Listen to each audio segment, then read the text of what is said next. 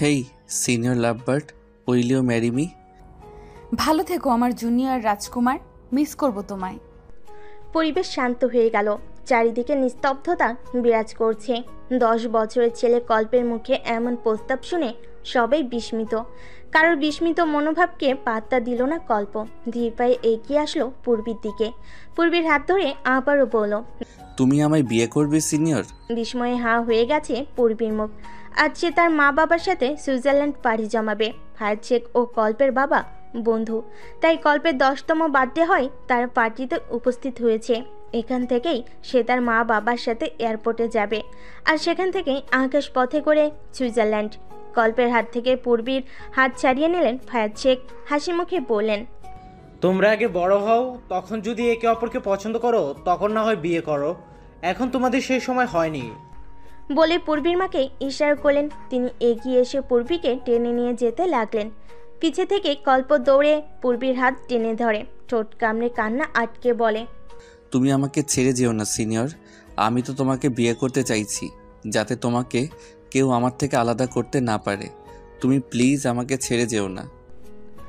10 বছরে কল্পের কথা শুনল না কেউ। কল্পের বাবা ছেলেকে বুকের সাথে জড়িয়ে ধরলেন। পারুশেখ নিজের মেয়েকে টেনে গাড়িতে তুললেন।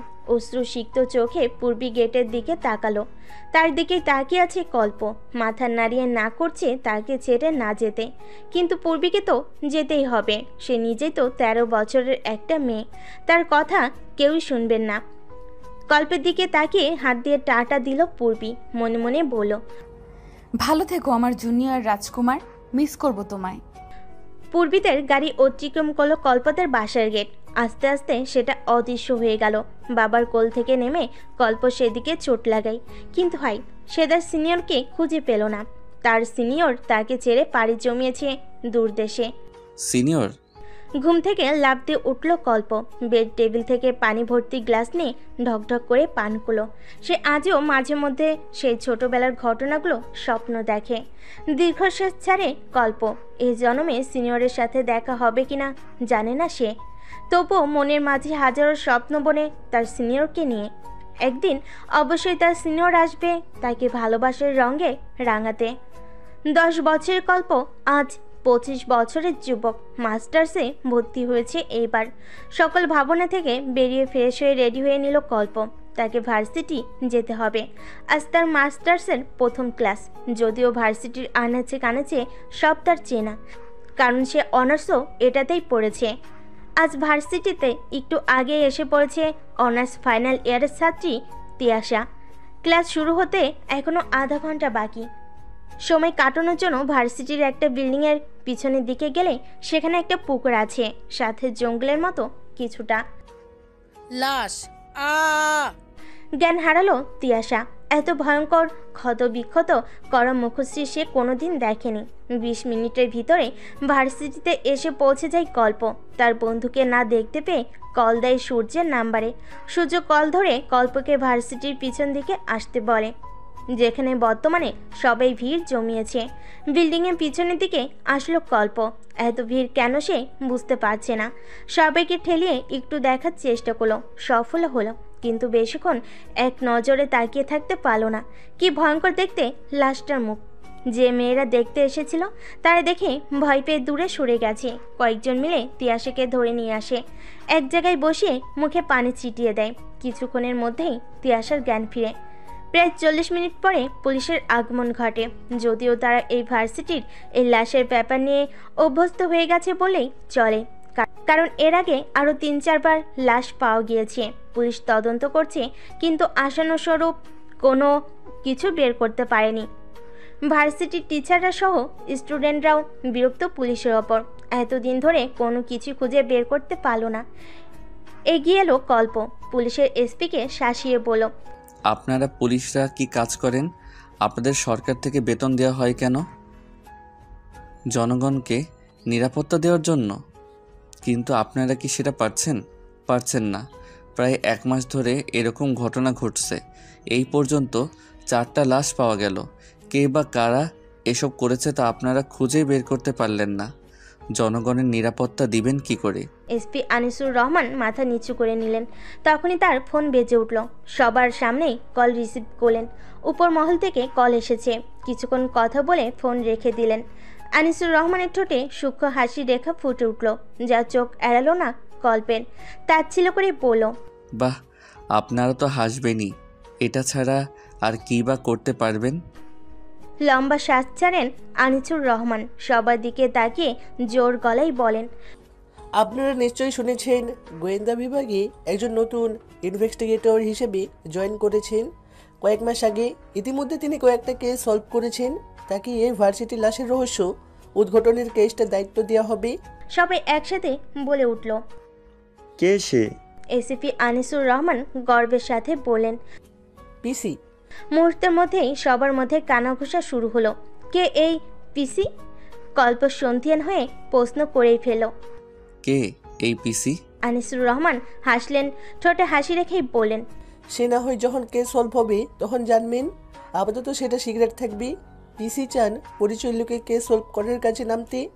যখন তিনি কেস সলভ করতে পারবেন তখন তিনি সবার সামনে এসে দাঁড়াবেন। ততদিন তিনি পিসি গোয়েন্দার ইনভেস্টিগেশন পিসি। আরও কিছুক্ষণ পরে লাশ নিয়ে চলে গেলেন পুলিশরা। আস্তে আস্তে ভিড় কমে গেল। সবাই নিজ নিজ ক্লাসের দিকে চলে গেল। সবার মনেই আতঙ্ক। কেউ কেউ ভেবে নিয়েছে এই রহস্যের উদ্ঘাটন না হওয়া পর্যন্ত ভার্সিটিতেই আর আসবে না। এতক্ষণ ভিড়ের মাঝে দাঁড়িয়ে সব দেখছিল এক আগন্তুক, যে এইসব দেখে মনে মনে পৈশাচিক আনন্দ পাচ্ছিল। আড়ালে গিয়ে দাঁড়িয়ে কাউকে কল দিল। ওপাশ থেকে ভেসে এলো, সব ঠিকঠাক? কেউ কিছু ধরতে পারেনি তো? জি বস, সব ঠিকঠাক। কেউ কিছু আন্দাজ করতে পারেনি, আর পারবেও না। আমি আছি না, সব খেয়াল রাখবো। শুধু একটু ওই আর কি। পেয়ে যাবি, তোর অ্যাকাউন্টে টাকা পৌঁছে যাবে। তুই শুধু কাজটা ঠিকঠাক মতো কর। কেউ যেন কখনো কিছু জানতে না পারে। যদি কেউ জানতে পারে তাহলে সেদিনই তোর শেষ দিন হবে, মনে রাখিস। ওপাশ থেকে ফোন কেটে দিল। কান থেকে ফোন নামিয়ে কুরুর হাসলো আগন্তুক। ঠোঁটে কুরুর হাসি বজায় রেখেই বলে ওঠে, সে তো সময় মতো দেখবেন বস। এমনি এমনি কি আর আপনার কথায় এসব করছি? সিংহাসনের স্বপ্ন তো সবাই দেখে, আমার দেখতে দোষ কোথায়? আমিও কখনো সুযোগ পেলে আপনাকে সিংহাসন থেকে নামিয়ে নিজে সেই সিংহাসনে রাজা হব। শীষ বাজাতে বাজাতে চলে গেল আগন্তুক। সেই দিনের পরে 2 দিন কেটে গেছে। এই 2 দিন কোনো লাশ পাওয়া যায়নি। তবে এসিপি আনিসুর রহমান আবার এসেছিলেন। তিনি জানিয়েছেন এখন পর্যন্ত যাদের লাশ পাওয়া গেছে তারা সবাই মাদকাসক্ত ছিল। এদের দেহে প্রচুর পরিমাণে ড্রাগস পাওয়া গেছে। এরা ড্রাগস সেবন করত। আনিসুর রহমানের কথা শুনে সম্পূর্ণ ভার্সিটির ছাত্র ও শিক্ষকদের একটাই প্রশ্ন ছিল, কে এদের ড্রাগস দিত? বিনিময়ে আনিসুর রহমান বলেছিলেন, সেটা জানার জন্য তো আপনাদের আমাদের অপেক্ষা করতে হবে। পিসি খুব শীঘ্রই আসছেন। তিনি আপনারা আমার মাঝেই থাকবেন, সাধারণ মানুষের মতো। আপনারা তাকে চিনতে পারবেন না। রহস্য উদ্ঘাটনের পরে তিনি নিজের আসল পরিচয় প্রকাশ করবেন বলে আনিসুর রহমান চলে গিয়েছিলেন। সকাল 9টার কাছাকাছি সময়। ঘুম থেকে উঠে ফ্রেশ হয়ে ডাইনিং টেবিলে গিয়ে বসলো কল্প। সে নাস্তা করে ভার্সিটিতে যাবে, কিন্তু আশেপাশে তাকিয়ে অবাক হলো কল্প। তার বাবাকে কোথাও দেখতে না পেয়ে ভুরু কুঁচকায়। আজমিন খান মূলত সবসময় কল্পের সাথে নাস্তা করেন, তারপর অফিসে যান। আনিকা খান হয়তো নিজের ছেলের মুখ দেখে বুঝতে পারলেন, এগিয়ে আসলেন কল্পের দিকে। বলেন, তুমি একটু অপেক্ষা করো কল্প। তোমার বাবা ভোর 5টায় এয়ারপোর্টে গিয়েছিলেন তোমার শেখ আঙ্কেল ও আন্টিকে রিসিভ করতে। কিছুক্ষণের মধ্যেই চলে আসবেন। আনিকা খানের কথার মধ্যেই বাসার কলিং বেল বেজে উঠল। তিনি এগিয়ে গিয়ে দরজা খুলে দিলেন। এদিকে কল্প ভেবে চলেছে শেখ আঙ্কেল ও আন্টি আসছেন, তার মানে তার সিনিয়রও এসেছে। চেয়ার থেকে উঠে দাঁড়ালো কল্প। আগ্রহ নিয়ে দরজার বাইরে উকি দিতে লাগলো, কিন্তু কাঙ্ক্ষিত ব্যক্তিটিকে দেখতে পেল না। দরজা দিয়ে ঢুকলেন পারু শেখ ও ফায়াজ শেখ, সাথে আজমিন খান পিছনের ড্রাইভার ব্যাগ নিয়ে। কল্প আবারও উকি দিল, কিন্তু কাউকেই দেখতে পেল না। আনিকা খান হয়তো ছেলের উকি দেওয়ার কারণ বুঝলেন। তিনি কল্পের অনুভূতি সম্পর্কে অবগত। ঠান্ডা শরবত নিয়ে এলেন পারু শেখ ও ফায়াজ শেখের জন্য। ওনারা এক নিঃশ্বাসে পান করলেন সেটা। সোফায় মাথা এলিয়ে দিলেন। আনিকা খান সুযোগ পেয়ে বলেন, ভাবি পূর্বে আসেনি? দীর্ঘশ্বাস ছাড়েন পারু শেখ। সে আর বলতেন ভাবি, মেয়েটিকে কত করে বললাম আমাদের সাথে আপনাদের বাসায় আসতে, কিন্তু তার নাকি কি কাজ, তাই কাজ শেষ হলে আপনাদের বাসায় আসবে। এগিয়ে এলো কল্প উৎকণ্ঠা হয়ে বলে। সিনিয়র বাংলাদেশে আছে? পারুশেখ বলেন। হ্যাঁ, পূরবী তো কয়েক মাস আগেই বাংলাদেশে ব্যাক করেছে। কি একটা কাজে।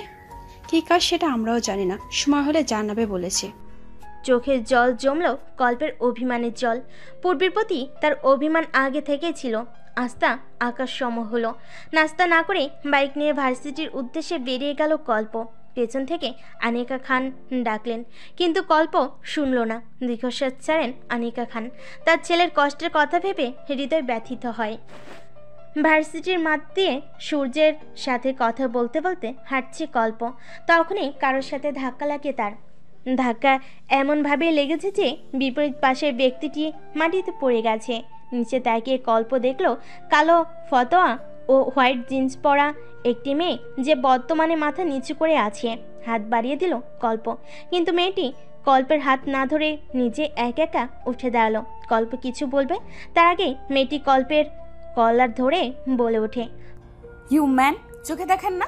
মেয়ে দেখলে হুঁশ থাকে না নাকি? Ridiculous person. কল্প ভেবেছিল মেয়েটিকে সরি বলবে, কিন্তু মেয়েটির কথা শুনে রেগে গেল।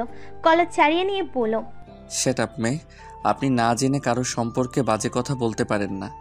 আমি আপনাকে ইচ্ছে করে ধাক্কা দিইনি। রিয়েলি? আপনার মতো ছেলেদের চেনা আছে, মেয়ে দেখলেই হুঁশ থাকে না। আমি আরাবিয়ান খান কল্প, এক নারীতে আসক্ত। তাই আমাকে অন্য কারোর সাথে তুলনা করবেন না। আপনি আমাকে সরি বলুন। সরি? তাও আপনাকে? আমি পূরবী শেখ আপনার মতো ছেলেকে কখনোই সরি বলবো না। বাজে ছেলে কোথাকার। পূর্বী শেখ নামটা প্রতিধ্বনিত হতে লাগলো কল্পের কানে, কিন্তু মেয়েটির শেষের কথা শুনে আবারও রেগে গেল। এগিয়ে এলো একটু, তারপর বলল, আপনার বাবার নাম কি? কেন? বিয়ের প্রস্তাব পাঠাবেন নাকি? বাবার নাম জানার সাথে বিয়ের প্রস্তাবের কি সম্পর্ক? আপনাদের ছেলেদের চেনা আছে। এখন বাবার নাম জিজ্ঞেস করবেন, পরে বাসার ঠিকানা জিজ্ঞেস করবেন, তারপর বাসায় বিয়ের প্রস্তাব পাঠাবেন। ও রিয়েলি? আপনার তাই মনে হয়? মনে না হওয়ার কি আছে? আমারই ভুল। আমি আপনাকে আমার খুবই পরিচিত একজন ভেবেছিলাম, কিন্তু আপনার মতো ঝগড়ুটে মহিলা কখনো আমার সে হতেই পারে না। আচ্ছা, আপনি কিসে পড়েন? আমি অনার্স ফাইনাল ইয়ারে ভর্তি হয়েছি এই ভার্সিটিতে। ট্রান্সফার হয়ে এসেছি আর কি। ও আচ্ছা, সরি। আমি আপনাকে ইচ্ছে করে ধাক্কা দেইনি। তবুও আপনি আমার সাথে বাজে ব্যবহার করেছেন। আমার জায়গায় অন্য কেউ হলে হয়তো সেও আপনার সাথে বাজে বিহেভ করত, কিন্তু আমি মেয়েদের সম্মান করি, তাই আপনার সাথে বাজে আচরণ করতে পারলাম না। আমিও সরি আপনার সাথে বাজে আচরণ করার জন্য। আমাকে সম্মান করে চলবেন সব সময়। সিনিয়র হই আপনার। কে সিনিয়র কে জুনিয়র সেটা তো সময় বলে দিবে। মানে কিছু না, আমার ক্লাসের সময় হয়ে গেছে, আমি যাই। মেয়েটি চলে গেল। কল্প মনে মনে ভাবতে লাগলো, সে শুধু শুধু মেয়েটিকে তার সিনিয়র ভাবছিল। যদিও মেয়েটির চেহারা কিছুটা তার সিনিয়র মতো মনে হচ্ছে, কিন্তু সে তো তার সিনিয়রের বর্তমান ছবি দেখেনি, সামনাসামনি দেখবে বলে। তার মনে হচ্ছে এবার সিনিয়রের ছবি খুঁজে বের করতে হবে। কল্পকে ভাবনায় মশগুল দেখে পেটে গুঁতো দিল সূর্য। ভাবনা থেকে বের হয় কল্প রাগী দৃষ্টিতে সূর্যের দিকে তাকালো। সূর্য তাৎকেলিয়ে পড়ল, কি রে শালা, এক ধাক্কা প্রেমে পড়ে গেলি নাকি? কি এত ভাবছিস? শ্যাট আপ তুর্য, তুই তো জানিস আমি সিনিয়রকে কতটা ভালোবাসি। এই মেয়েটার নাম আর সিনিয়রের নাম একই, তাই ভাবছি শিওর হওয়ার জন্য ছবি কালেক্ট করতে হবে। মানে বুঝলাম না। গল্প সব কিছু বুঝিয়ে বলল সূর্যকে। সব শুনে সূর্য বলল, এই মেয়েটি যে সিনিয়র ভাবি কি না সেটা শিওর হওয়ার জন্য ছবি কালেক্ট কর। মনের ভিতর কোনো সন্দেহ রাখতে নেই। সিনিয়র ভাবির ছবি যত তাড়াতাড়ি সম্ভব খুঁজে বের করার, তাহলেই বোঝা যাবে এই মেয়েটি সিনিয়র ভাবি কি না। সেটাই করতে হবে। মায়ের কাছে সিনিয়রের ছবি থাকতে পারে, মাকে বলতে হবে না থাকলেও সে কান্ট্রির থেকে কালেক্ট করতে। শিওর না হওয়া পর্যন্ত আমি শান্তি পাবো না। কখনো মনে হচ্ছে এটাই সিনিয়র, আবার কখনো মনে হচ্ছে এক নামে তো কত মানুষই হয়। চিন্তা করিস না, দেখিস আন্টি ছবি খুঁজে দিবে তোকে। এখন চল ক্লাসে যাই, লেট হয়ে যাচ্ছে। চলো। ক্লাসের দিকে এগিয়ে চলো দুজন, কিন্তু কল্প মনে মনে ভাবছে যদি এটা তার সিনিয়র হয় তাহলে সে কি করবে নিজেও জানে না। তার সিনিয়র কিনা তার দেশে থেকেও তার সাথে যোগাযোগ করছে না। আচ্ছা, তার সিনিয়র কি তাকে ভুলে গেছে? আর ভাবতে পারলো না কল্প। দম বন্ধ হয়ে আসছে তার। মাথা ঝাড়া দিয়ে ক্লাসের দিকে এগিয়ে গেল। আনিকা খান অবসরে বই পড়ছিলেন। তখনই কল্প হুড়মুড় করে রুমে ঢুকেন। বই রেখে সোজা হয়ে বসলেন আনিকা খান। কল্পকে কাছে ডাকলেন। ধীর পায়ে কল্প এগিয়ে গিয়ে মায়ের কোলে মাথা রেখে শুয়ে পড়ল। আনিকা খান ছেলের মাথায় সিনিয়রের হাত বুলালেন। কি হয়েছে আমার বাবাটার? মন খারাপ কি? ফুপিয়ে উঠল কল্প। মায়ের কোমর শক্ত করে হাত দিয়ে পেঁচিয়ে পেটে মুখ গুজল। আনিকা খানের বুকে হাহাকার করে উঠল। একমাত্র সন্তানের কষ্ট সহ্য হয় না তার। কি হয়েছে আমার বাবাটার? আম্মুকে কি বলবে না কল্প? আম্মু, বলো বাবা। সিনিয়রকে এনে দাও। তোমার পারোয়ান্টু তো বললেন প্রবি বাংলাদেশেই আছে, ওর কাজ শেষ হলে এমনি আমাদের বাড়িতে আসবে। ও কি করেছে, কোথায় আছে কেউ জানে না, সময় হলে জানাবে বলেছে। আম্মু, তোমার কাছে সিনিয়রের কোনো ছবি আছে? না, তা নেই, তবে তোমার পারোয়ান্টি মাঝে মধ্যে আমাকে হোয়াটসঅ্যাপে পিক দিতেন। পুরনো মেসেজ ঘেটে দেখতে হবে, পেলেও পেতে পারি। তুমি হঠাৎ প্রবির ছবির কথা বলছো কেন? তুমি তো চাও প্রবিকে প্রথম সামনাসামনি দেখতে। আমার ভার্সিটিতে একটা মেয়ে নিউ ভর্তি হয়েছে আম্মু, অনার্স ফাইনাল ইয়ারে। সিনিয়রের ছোটবেলার মুখশ্রী যতটুকু মনে আছে তাতে আমার মনে হয়েছে ওই মেয়েটা কিছুটা সিনিয়রের মতো দেখতে। আর মেয়েটির নামও সিনিয়রের নামে। কি নাম মেয়েটির? পূরবী শেখ। এক নামে তো অনেক মানুষই আছে পৃথিবীতে, আর একরকম দেখতেও মানুষ আছে। হ্যাঁ আম্মু, সেটাই আমি শিওর হতে চাই। আমার বারবার মনে হচ্ছে ওই মেয়েটি আমার সিনিয়র। আমি মেয়েটির চোখ দেখেছি, ঠিক সিনিয়রের মতো। তুমি যেভাবে পারো সিনিয়রের ছবি কালেক্ট করে দাও। আমি শিওর না হওয়া পর্যন্ত শান্তি পাবো না আম্মু। চিন্তা করো না বাবা, আমি প্রবীর ছবি খুঁজে বের করব। যদি না পাই তো তোমার পারোয়ান্টুকে থেকে নিয়ে নিব। এবার তুমি চলো, খেয়ে নেবে। আগে ফ্রেশ হয়ে আসো, আমি রূপাকে খাবার গরম করতে বলছি। খেতে ইচ্ছে করছে না। দেবো এক থাপ্পড়। যাও জলদি ফ্রেশ হয়ে আসো। খাবারের প্রতি কেন অনীহা? আমি সহ্য করব না। আমি সিরিয়ালের মায়েদের মতো না যে ছেলে খেতে চাইবে না বলে ছেলের ভয় জিজ্ঞেস করব না। খাবে কি খাবে না, বা তুমিও সিরিয়ালের মতো রাগি বদমেজাজি নাও। আমার কল্প সবসময়ের মায়ের বাধ্য ছেলে। যাও বাচ্চা, ফ্রেশ হয়ে আসো, মা তোমার জন্য খাবার টেবিলে অপেক্ষা করবে। কল্পের কপালে চুমু দিয়ে উঠে চলে আসেন আনিকা খান। এতক্ষণ কল্পের মুখ বেজা ছিল। আনিকা খানের কথা শুনে হেসে দিয়েছে। মাথা চুলকে হেসে কল্প নিজের রুমে গিয়ে ফ্রেশ হয়ে নেয়। তারপর মা ছেলে মিলে দুপুরের খাবার খেয়ে নেয়। কল্পের বাবা অফিসেই দুপুরের খাবার খান। দুপুরের খাবার খেয়ে ভাত ঘুম দিয়েছিল কল্প। 3:30টার দিকে উঠে ফ্রেশ হয়ে নেয়। তারপর পড়তে বসে। কল্পের কোনো বাজে আড্ডা বা সময় অপচয় করার কোনো সঙ্গী নেই। সে সবসময় মায়ের বাধ্য ছেলে। আনিকা খান একটা লিস্ট দিয়েছেন। ফজরের সময় কল্পকে ডেকে তুলে নামাজে পাঠান বাপ ছেলেকে। তারপর তিনিও নামাজ পড়েন। নামাজ থেকে এসে আবার ঘুমিয়ে পড়েন সবাই। 9টা বা 9:30টার দিকে উঠে কল্প বাবা মার সাথে নাস্তা করে তারপর ভার্সিটিতে যায়।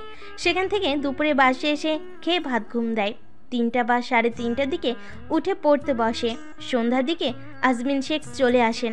তখন বাবা ছেলে মিলে সম্পূর্ণ বাসা মাতিয়ে রাখেন। কল্পের বন্ধু বলতে ভার্সিটিতে সূর্য আছে। সূর্য চলে আসে সন্ধ্যার দিকে কখনো কল্পতের বাসায়। সেও আড্ডায় যোগ দেয়। সব মিলিয়ে আনিকা খানের ভরপুর সংসার। তার সংসারে সুখের অন্ত নেই। তবে কল্পের জন্য আনিকা খানের সব চিন্তা। তার ছেলে শান্ত স্বভাবের, কখনো কোনো কিছু মুখ ফুটে চায় না। শুধু একটা জিনিসই সে ছোটবেলা থেকে চায়, পূর্বীকে। আনিকা খান পারু শেখের সাথে হওয়া পুরনো চ্যাটিংগুলো দেখতে থাকেন, কিন্তু পূর্বীর কোনো ছবি খুঁজে পাননি। বাধ্য হয়ে পারু শেখকে ফোন করেন। কিছুক্ষণ কথা বলে পূর্বীর ছবি দেওয়ার কথা বলেন হোয়াটসঅ্যাপে। পারু শেখ বিনা বাক্যে হোয়াটসঅ্যাপে ছবি দিয়ে দেন। তারও কল্পকে ভীষণ পছন্দ। এমনই লক্ষ্মী ছেলে আজকালকার যুগে পাওয়াই মুশকিল।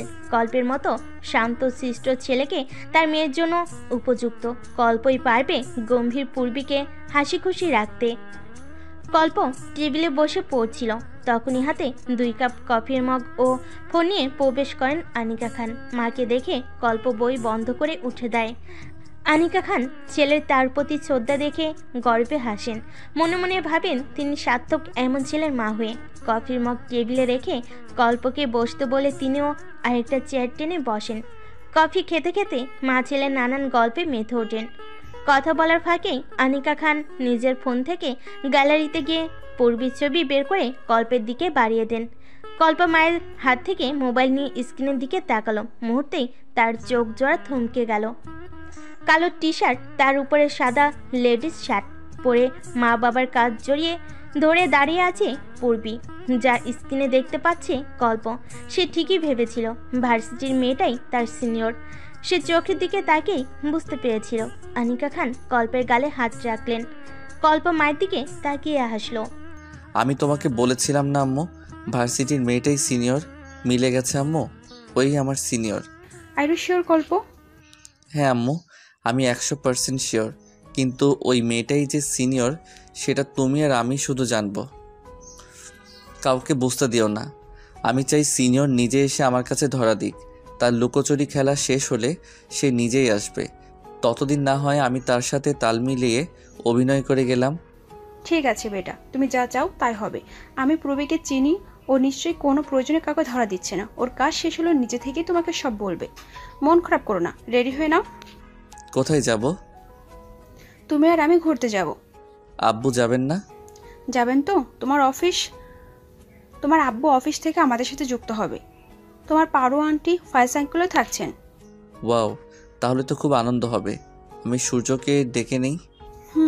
নাও, পারলে তোমার সোনিয়া আন্টিকেও নিয়ে আসতে বলো। কতদিন ওনার সাথে আড্ডা দিচ্ছি না। ঠিক আছে আম্মু, কিন্তু আমি কি পরবো?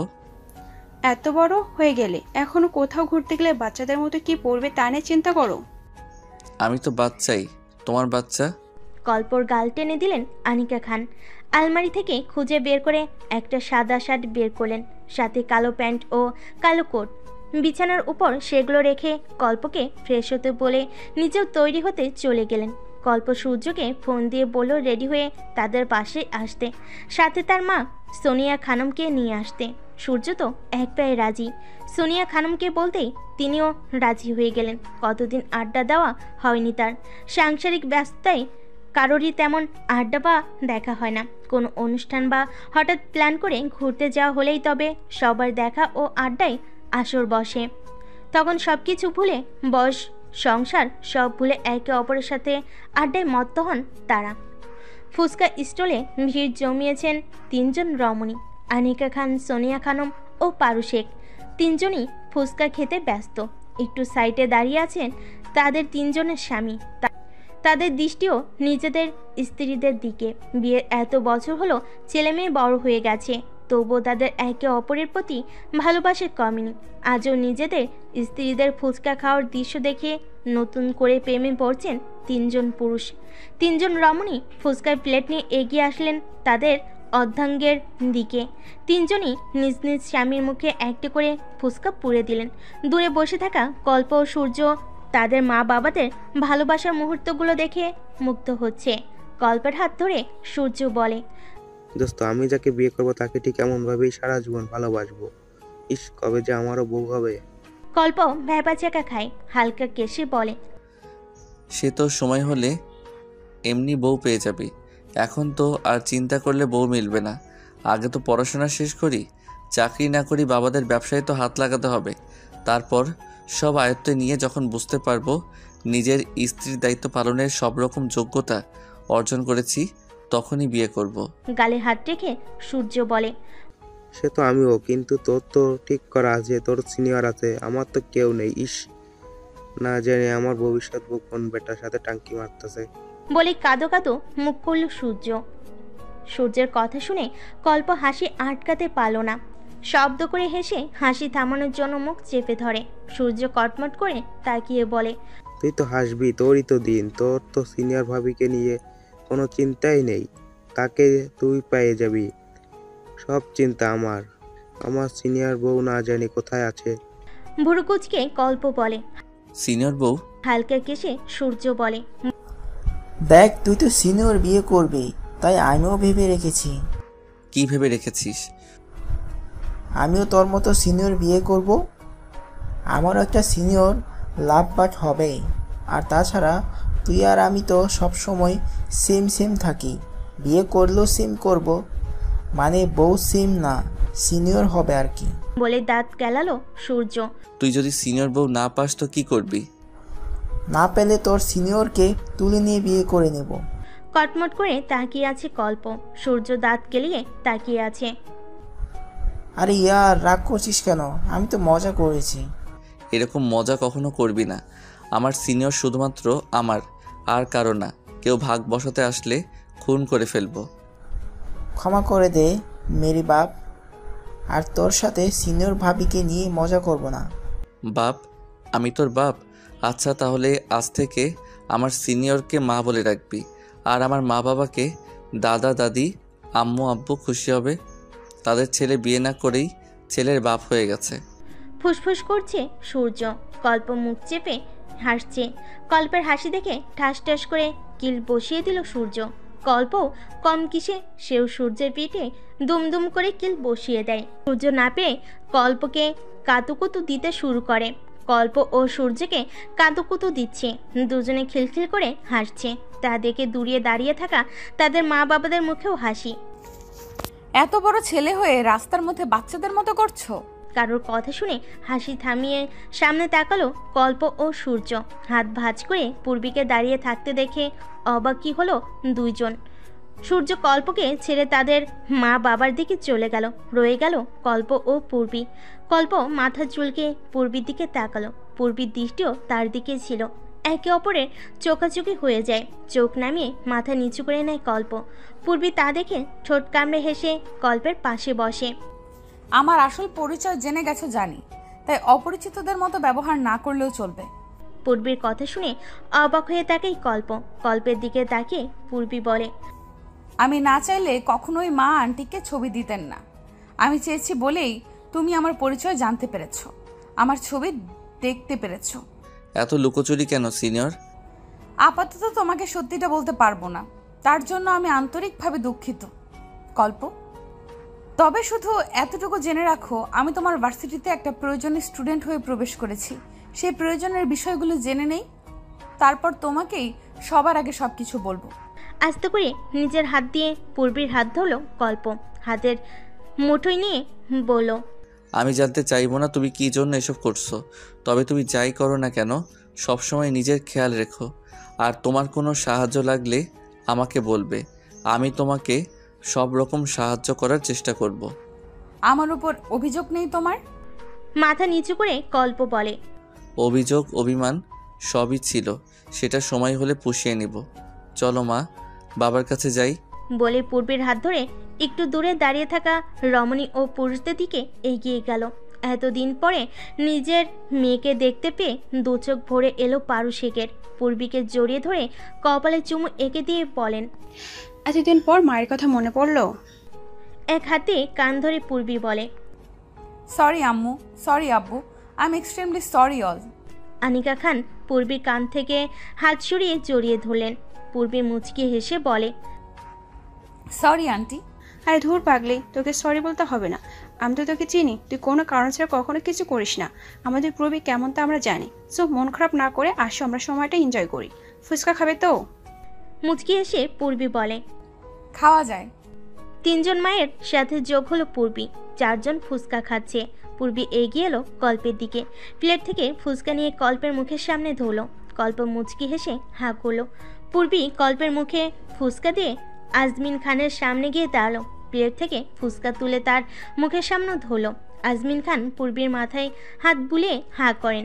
পূর্বী আজমিন খানকে ফুচকা খাইয়ে দিয়ে সৌরভ আহমেদ এর সামনে গিয়ে দাঁড়ালো। প্লেট থেকে ফুচকা তুলে তার মুখের সামনে ধরলো। সৌরভ আহমেদ মুচকি হেসে হাঁ করে ফুচকা মুখে নিলেন। পূর্বী নিজে বাবার সামনে গিয়ে দাঁড়ালো। মুখের সামনে ফুচকা ধরতেই ফায়াজ শেখ হাঁ করে মুখে নেওয়ার আগেই পূর্বী সেটা নিজের মুখে ঢুকিয়ে নেয়। ফায়াজ শেখ মেয়ের কান টেনে ধরেন। পূর্বীর বাবার এক কাঁধ জড়িয়ে ধরে খিলখিল করে হাসছে। হাসি থামিয়ে বলে, আচ্ছা যাও, এবার দিচ্ছি, হাঁ করো।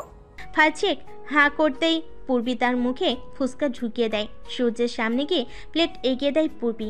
সূর্য প্লেট থেকে ফুসকা তুলে হাতে নিয়ে বলে, ধন্যবাদ সিনিয়র ভাবি। বলেই ফুসকা মুখে পুড়ে নেয়। আপনার কোনো বান্ধবী থাকলে বলবেন তো ভাবি। ভুরু কুচকে পূর্বী বলে। কেন? মাথা চুলকে সূর্য বলে, না মানে আমি গল্পের মতো সিনিয়র বিয়ে করবো আর কি। আচ্ছা, সময় হলে আপনার জন্য ব্যবস্থা করে দিব। সূর্যের খুশি দেখে কে, সে আর কাউকে না পেয়ে পাশে দাঁড়িয়ে থাকা কল্পকে জড়িয়ে ধরে গালে চুমু খায়। কল্প গালে হাত দিয়ে চোখ কটমট করে সূর্যের দিকে তাকায়। সূর্য তা দেখে কল্পকে ছেড়ে দিয়ে দাঁত কেলিয়ে তাকিয়ে রয়। পূর্বী দুজনের এসব দেখে আবারও খিলখিল করে হেসে ওঠে। ভার্সিটির মাঠে একটি গাছের তলায় বসে আছে সূর্য ও কল্প। সাথে রয়েছে তাদের কিছু ক্লাসমেট। ক্লাস শুরু হতে আরও 20 মিনিটের মতো বাকি, তাই তারা আড্ডা দিচ্ছে। কল্প বারবার গেটের দিকে তাকাচ্ছে। সূর্য কল্পের কার্যকলাপ দেখছে আর ঠোঁট কামড়ে হাসছে। কল্পের কাঁধে হাত রেখে হালকা কেশে মনোযোগ নিজের দিকে আনার চেষ্টা করলো সূর্য। কল্প সূর্যের কাশির শব্দে ভ্যাবাচেকা খেয়ে সূর্যের দিকে তাকায়। ভুরুকুচকে সূর্য বলে। কল্প নিজেকে স্বাভাবিক করে বলে, কিছু না। তুই এভাবে হঠাৎ কাশি দিলি কেন? আমার মুখ, আমার গলা, আমি কখন কাশি দিমু সেটা আমার ব্যাপার। আর কাশি কি বলে কয়ে আসে নাকি? আমি কি সেটা বলেছি? তাহলে মানে আমার কোনো প্রাইভেসি নেই? কাশি দিলেও তোকে বলে তারপর দিতে হবে? মেয়েদের মতো কুচিয়ে কুচিয়ে ঝগড়া করছিস কেন? চেতে ওঠে সূর্য, মুখ ফুলিয়ে বলে, কি আমি মেয়েদের মতো ঝগড়া করি? বুঝলি গল্প, সবাই স্বার্থপর। এই যে তুই তোর ভালোবাসার মানুষের সন্ধান পেয়ে গিয়েছিস, তাই এখন তোর আমাকে অসহায় লাগবে। আমি তো আর তোর প্রেমিকা না, আমিও হলাম বন্ধু। আর মানুষ প্রেমিকা পেলে বন্ধুকে এমনিই ভুলে যায়, এটা স্বাভাবিক। আমি কিছু মনে করিনি। ফ্যালফ্যাল করে তাকিয়ে আছে কল্প। এদিকে সূর্য মুখ লুকিয়ে হেসে আবার গম্ভীর ভাব মুখে ফুটিয়ে কল্পের দিকে তাকায়। দীর্ঘশ্বাস ছেড়ে কল্প বলে, তুই আমায় এই বুঝলি তুর্য? তোর তাই মনে হয় আমি তোকে ভুলে যাচ্ছি? আমার কাছে তোর গুরুত্ব অন্যরকম। বন্ধুত্ব বন্ধুত্বের জায়গায়, আর প্রেমিকা প্রেমিকার জায়গায়। আর আমি তো প্রেমও করছি না। তাহলে তুই কিসের ভিত্তিতে এসব কথা বললি? প্রেম করিসনি, কিন্তু তোর তো ভালোবাসার মানুষ আছে, বলা তো যায় না। তুই কখন আবার আমায় ভুলে যাস? তুই এই চিনলি আমাকে? মুখ তুলে কল্পের চোখের দিকে তাকালো সূর্য। কল্পের চলচল চোখ দেখে আটকে উঠল সূর্য। সে তো মজা করেছিল এতক্ষণ, বুঝিনি তার বন্ধুটা কষ্ট পাবে। কল্পের কাঁধ জড়িয়ে সূর্য অনুনয় করে বলে, ভুল বুঝিস না দোস্ত, আমিও এতক্ষণ তোর সাথে মজা করছিলাম। তোর মনে হয় আমি কখনো এমন কিছু ভাবতে পারি? আমি এতক্ষণ তোর সাথে মজা করেছি। আই এম এক্সট্রিমলি সরি ইয়ার, আর কখনো এমন মজা করব না। তুই প্লিজ কাঁদিস না। কল্পের কাঁধ জড়িয়ে সূর্য অনুনয় করে বলে। বলতে না বলতেই কল্পের চোখ বেয়ে পানি গড়িয়ে পড়ল। বিচলিত হয়ে সূর্য কল্পের চোখের পানি মুছে দিল, কান ধরে পড়ল। এই দেখ, কান ধরছি, আর কখনো এমন মজা করব না। সূর্যের কান থেকে হাত নামিয়ে নেয় কল্প, জড়িয়ে ধরে একে অপরকে। কল্প সূর্যকে আঁকড়ে ধরে বলে, আমাকে কখনো ভুল বুঝিস না সূর্য। আমার বন্ধু বলতে একমাত্র তুই। আমি তুই ছাড়া আর কারোর সাথে তেমন মিশি না। আমি তোকে খুব বিশ্বাস করি, কখনো আমার বিশ্বাস ভাঙিস না। যদি কখনো তোর মনে হয় আমি কোনো ভুল করেছি, তখন কি তুই আমাকে ক্ষমা করবি না গল্প? ভুলের মধ্যেও পার্থক্য আছে। কিছু ভুলের ক্ষমা হয়, আবার কিছু ভুলের ক্ষমা হয় না। আটকে উঠল সূর্য। সে টের পেল তার নিঃশ্বাস বন্ধ হয়ে আসছে। শক্ত করে জড়িয়ে ধরল কল্পকে। না দোস্ত, আমার জানা মতে আমি আজ পর্যন্ত ইচ্ছাকৃত কোনো ভুল করিনি। ভবিষ্যতে করব কি না জানি না, তবে তুই কখনো আমাকে ভুল বুঝিস না। মুচকি এসে কল্প বলে, আমি জানি তুই কেমন। তুই কখনো কোনো অন্যায় বা ভুল করতেই পারিস না। আর যদি কখনো করিসও, তাহলে আমি ধরে নিব তার পিছনে নিশ্চয়ই কোনো কারণ আছে। কল্পকে ছেড়ে দিয়ে সোজা হয়ে বসে সূর্য। গেটের দিকে চোখ যেতেই কল্পকে ধাক্কা দিয়ে বলে, ওই দেখ, তোর ললনা আসছে। ভুরু কুচকে কল্প বলে, ললনা? হো, তোর সিনিয়র ললনা? মজা করিস শালা। বিনিময়ে দাঁত কেলিয়ে তাকায় সূর্য। ভার্সিটির ভিতরে প্রবেশ করে পূর্বী। তখনই কিছু ছেলে মেয়ে তার পথ আটকে দাঁড়ায়। ভুরু কুচকে যায় পূর্বীর। কিছু সেকেন্ড পরে কিছু মাথায় আসতেই বাঁকা হাসে। নিশ্চয়ই তোমাকে বলতে হবে না আমরা কারা। মাথা চুলকে মনে করার চেষ্টা করে পূর্বী বলে, কারা আপনারা? ছেলে মেয়েদের মাঝ থেকে একটি মেয়ে বলে, এই ভার্সিটিতে নতুন, তা তোমাদের দেখেই বুঝছি আমরা তোমাদের সিনিয়র। হাত নাড়িয়ে পূর্বী বলল। তো তাদের মধ্যে থাকা একটি ছেলে বলে, তো কি তুমি নিশ্চয়ই জানো সিনিয়রদের কথা শুনতে হয়? হ্যাঁ, সেটা জানি, তবে সব কথা গিয়ে আর শোনা বা মেনে নেওয়া যায়? আমার সাধ্যের ভেতরে সব মেনে নিব। তখনই একটি ছেলে এসে দাঁড়ায়।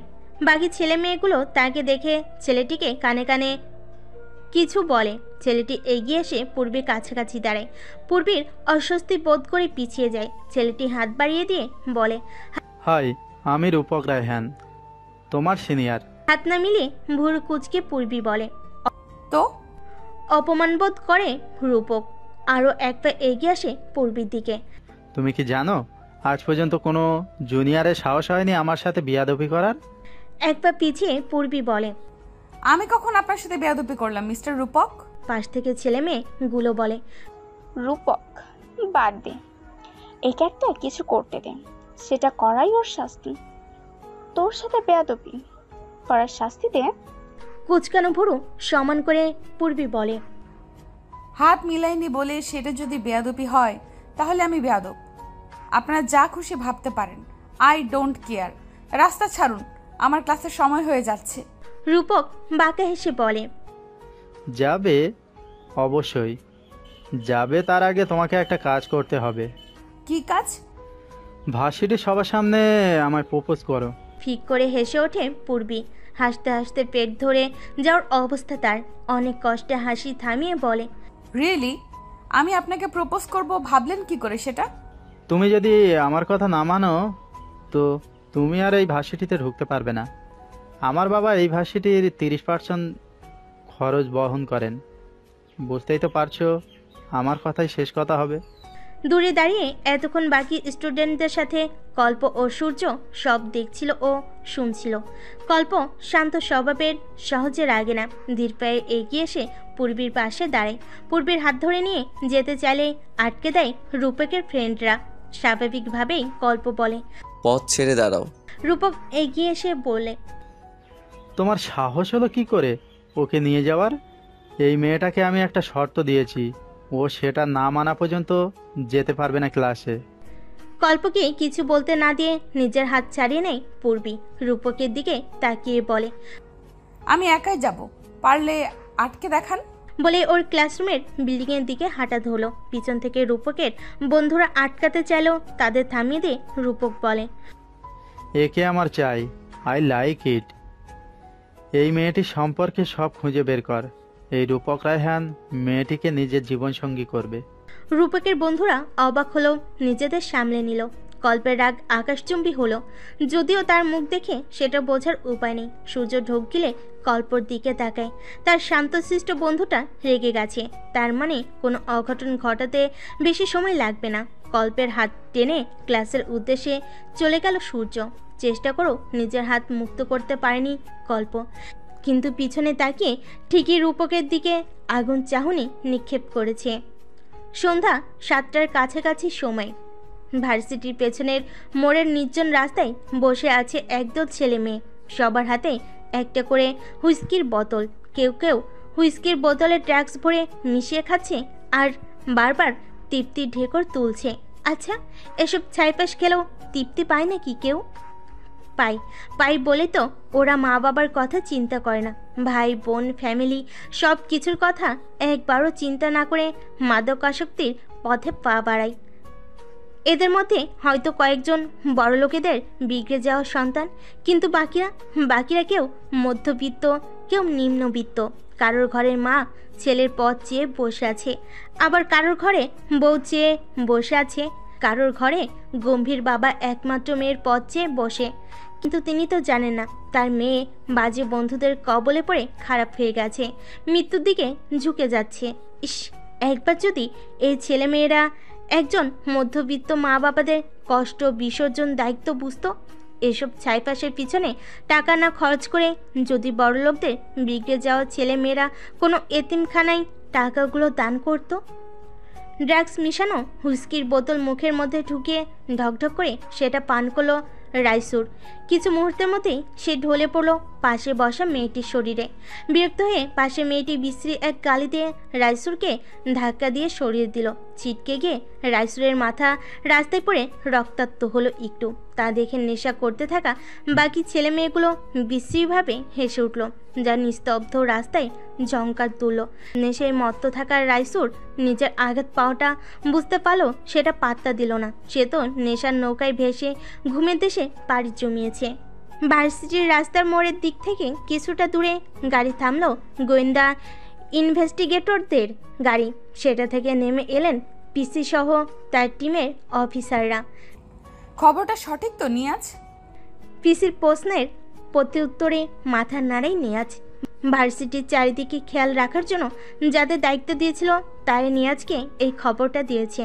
ভার্সিটির মোড়ের সামনেই কয়েকজন ছেলে মেয়ে নেশা করছে, তা তাড়াতাড়ি পিসিকে জানায় সে। Follow me, let's go. পিসির পিছে পিছে বাকি অফিসাররা যেতে থাকে। নেশায় মতো থাকা ছেলে মেয়েগুলো একবার টেরই পেল না তাদের জন্য কি অপেক্ষা করছে। রাইসুরের সবাইকে ঘিরে ধরলো পিসির টিম। যদিও সবাই পালানোর চেষ্টা করেছিল, কিন্তু সেই উপায় পায়নি। পিসির ইশারায় সবাইকে গাড়ির দিকে নিয়ে যাওয়া হলো। ঘুমের দেশে পাড়ি জমানো রাইসুর এখনও ঘুমিয়ে আছে। নিয়াজকে ইশারা করলো পিসি। নিয়াজ রাইসুরকে টেনে তুলে দাঁড় করায়। পিসি এক বোতল ঠান্ডা পানি ছুঁড়ে মারে রাইসুরের সমস্ত মুখে, ছিটকে গিয়ে সম্পূর্ণ শরীরে পানি গড়ায়। ম্যাম, ওর তো মাথার পিছন থেকে রক্ত বের হচ্ছে, আঘাত পেয়েছে মনে হয়। হাসপাতালে নিয়ে যাও, একটু সুস্থ বোধ করলে টানতে টানতে নিয়ে আসবে। আমি এদের সবাইকে 24 ঘন্টার মধ্যে গোয়েন্দা অফিস নয়, আমাদের নতুন গোপন আস্তানায় দেখতে চাই। গড়গড় করে চলে গেলেন পিসি। নিয়াজ তার কথা মতো বাকি সবাইকে নিয়ে যেতে বলে সে রাইসুরকে নিয়ে হাসপাতালের উদ্দেশ্যে প্রস্থান করে। পর টেবিলে বসে পড়তে ব্যস্ত কল্প। আনিকা খান এক মগ কফি নিয়ে ছেলের রুমে ঢুকেন কোনো শব্দ ছাড়া। কল্প তার মায়ের উপস্থিতি বুঝতে পারেনি। আলগোছে আনিকা খান কল্পের মাথায় হাত বুলিয়ে দেন। কল্প মাথা তুলে মায়ের দিকে তাকিয়ে উঠে দাঁড়ায়। পাশের চেয়ারে বসেন আনিকা খান। কল্পের দিকে কফির মগ এগিয়ে দিয়ে আবার কল্পের মাথায় কিছু সময় হাত বুলান। কল্পের কফি খাওয়া শেষ হতেই খালি মগ নিয়ে কল্পের রুম থেকে প্রস্থান করেন। আলসেমি ঝেড়ে কল্প আবারও পড়ায় মন দেয়। তখনই তার ফোন বিকট শব্দ করে বেজে ওঠে। ভোর কুচকে কল্প ফোন রিসিভ করে। ওপাশ থেকে সূর্য দাঁত কেলিয়ে বলে, কিরে সিনিয়র ভাবির হবু জামাই, কি করিস? তোর আর কোনো কাজ নেই না? শুধু আমাকে বিরক্ত করিস। পড়াশোনা নেই তোর? আরে ইয়ার, পড়ছিলামই তো, একটু বোরিং ফিল হলো, তাই ভাবলাম তোর সাথে কথা বলে তারপর আবার পড়বো। কিন্তু তুই তো তোর সিনিয়রকে নিয়েই ব্যস্ত, আমার সাথে কথা বলার কি আর তোর টাইম আছে? একদম বাজে কথা বলবি না। আমি পড়ছিলাম, তোর মতো আজাইরা আমি না। প্রেম করে সময় নষ্ট করব না কখনো। এখন আমাদের পড়াশোনা করার সময়। মাঝে মধ্যে হয়তো সিনিয়রের সাথে কথা হবে, কিন্তু সেটা প্রেমিক প্রেমিকা হিসেবে না। আমি বা সিনিয়র কখনো হারাম কিছুতে জড়াবো না। আমি পড়াশোনা শেষ করে বাবার বিজনেস দেখব, কিছুটা আয়ত্ত নিয়ে তারপর সিনিয়রকে ডাইরেক্ট বিয়ের প্রস্তাব দিব। আমি চাই সব কিছু হালাল হোক। চারিদিকে শুধু বিচ্ছেদ আর বিচ্ছেদ। যারা প্রেম করে বিয়ে করে তাদের বিচ্ছেদের সংখ্যা বেশি। কেন বলো তো? ভাবুক হয়ে প্রশ্ন করে সূর্য। কেন? কারণ রিলেশন হারাম জিনিস, আর যে সম্পর্কটা হারাম দিয়ে শুরু সেটা টিকে থাকার চান্স থাকবে কিভাবে বল? রাইট। সেটাই। তোর মাথা থেকে গোবর বের কর, পড়াশোনায় মন দে। ওপাশ থেকে খেপে যায় সূর্য। তেতে উঠে বলে, আমার মাথায় গোবরে ভরা। সহজ স্বীকারোক্তি কল্পের। হ্যাঁ, তোর মাথায় গোবরে ভরা। চেঁচিয়ে সূর্য বলে, তোর মাথায় গোবরে ভরা, তোর সিনিয়র মাথার গোবরে ভরা, শালা। চুপ, যা পড়তে বস। পরীক্ষায় ভালো রেজাল্ট না করলে তোরে কিন্তু সিনিয়র বউ খুঁজে দিব না। তুই দিবি কি? আমি তো সিনিয়র ভাবিকে বলেছি, সে খুঁজে দিবে। আচ্ছা, দেখা যাবে। দেখিনিস। বলে কল কেটে দিল সূর্য। কল্প দীর্ঘশ্বাস ছাড়ে। মোবাইল রাখতে গিয়েও রাখে না। সেদিন পূর্বীর নাম্বার মোবাইলে সেভ করেছিল। মনের ইচ্ছাকে প্রাধান্য দিয়ে পূর্বীর নাম্বারে ফোন দেয়। ডিভাইনে বসে ল্যাপটপে কিছু কাজ করছিল পূর্বী। তখনই তার ফোন বেজে ওঠে। স্ক্রিনে জুনিয়র রাজকুমার নামটি দেখে মুচকি হেসে রিসিভ করে কানে ধরে। ভালো আছে কি না, কী করছে, এগুলোই তাদের কথোপকথন ছিল। ফোন রেখে দিয়ে পূর্বী আবার নিজের কাজ করতে ব্যস্ত হয়ে যায়। কল্পও পড়ার মধ্যে ডুবে যায়। রাতে ডিনার শেষে কল্পের মা ড্রয়িং রুমে ল্যাপটপে ভিডিও কলে কথা বলছিল পারু শেখের সাথে। এক পর্যায়ে পারু শেখ কল্প ও পূর্বীর এঙ্গেজমেন্ট করে রাখার কথা বলেন। আনিকা খান আজমিন শেখকে ডাকেন। ও পাশে ফায়াজ শেখও যুক্ত হন। চারজন কথোপকথন ও আলাপ আলোচনা করে ঠিক করেন এক সপ্তাহের মধ্যে কল্প ও পূর্বীর এঙ্গেজমেন্ট করবেন। সব কিছু শেষে শুক্রবার ঠিক করেন শুক্রবারই এঙ্গেজমেন্ট পার্টি হবে। এই বিষয়ে কল্প ও পূর্বীর মতামত নেওয়ার জন্য আনিকা খান কল্পকে ডাক দেন। কল্প মায়ের এক ডাকে এসে সোফায় বসে। পারু শেখ পূর্বীকে ফোন করে ভিডিও কলে যুক্ত হতে বলেন। পূর্বীও যুক্ত হয়। মা বাবার সিদ্ধান্ত শুনে কল্প মাথা নাড়ায়। সে সায় দেয়। পূর্বীর দিকে তাকিয়ে আছে সবাই। এখন পূর্বী মতামত দিলে এঙ্গেজমেন্টের আয়োজন করা হবে। টেনশনে কল্পের হাত পা ঠান্ডা হয়ে যাওয়ার অবস্থা। এই পূর্বী মতামত জানাচ্ছে না কেন? তখন থেকে সবার দিকে তাকিয়ে কি যেন ভেবে চলেছে। অবশেষে কল্পের কানে ভেসে আসে সেই কাঙ্ক্ষিত উত্তর, আমি রাজি। পূর্বীর সম্মতি শুনে সবাই আলহামদুলিল্লাহ বলে। রাইসুর সহ বাকি ছেলে মেয়েদের রিমান্ডে নেওয়া হয়েছে। রাহেলা বেগম রাইসুরের জন্মদাত্রী মা। তিনি গোয়েন্দা অফিসের গেটের সামনে চিৎকার করে বিলাপ করছেন। রাইসু তার একমাত্র ছেলে। এত আদরের ছেলের এমন অবস্থা তিনি সহ্য করতে পারছেন না। 2 দিন আগে যে ছেলে মায়ের কাছ থেকে তার গহনা বিক্রি করে নেশার দ্রব্য পান করেছে, সেই ছেলের জন্য এক গরিব মায়ের এত হাহাকার, এরই নাম বুঝি মা। সন্তান হাজার অবহেলা, অনাদর, অত্যাচার করলেও বিপদের দিনে সবার আগে মায়েরাই এগিয়ে আসে। কোথায় গেল আজ টাকা উড়ানো বন্ধুরা? দারোয়ান না পেরে অফিসের ভিতর খবর পাঠান। গুরুত্বপূর্ণ মিটিংয়ে সবাই ব্যস্ত ছিল। কিছুক্ষণের মধ্যেই পিসি সহ কিছু অফিসার অফিস থেকে বেরিয়ে গেটের সামনে এসে দাঁড়ায়। রাহেলা বেগম দৌড়ে এসে তাদের সামনে হুড়মুড়িয়ে পড়েন। রাহেলা বেগমের হাত পিসি পায়ে লাগার আগে সে সরে যায়। তবুও থামলেন না রাহেলা। পিসির দুহাত টেনে ধরে বলতে লাগলেন। পিসির ডাকে জেসি সামনে এসে দাঁড়িয়ে বলে, মাগো, তুমিও তো একটা মেয়ে, তুমিও কখনো কোনো সন্তানের মা হবে। আমার মানিকরে আমার বুকে ফিরাইয়া দাও মা।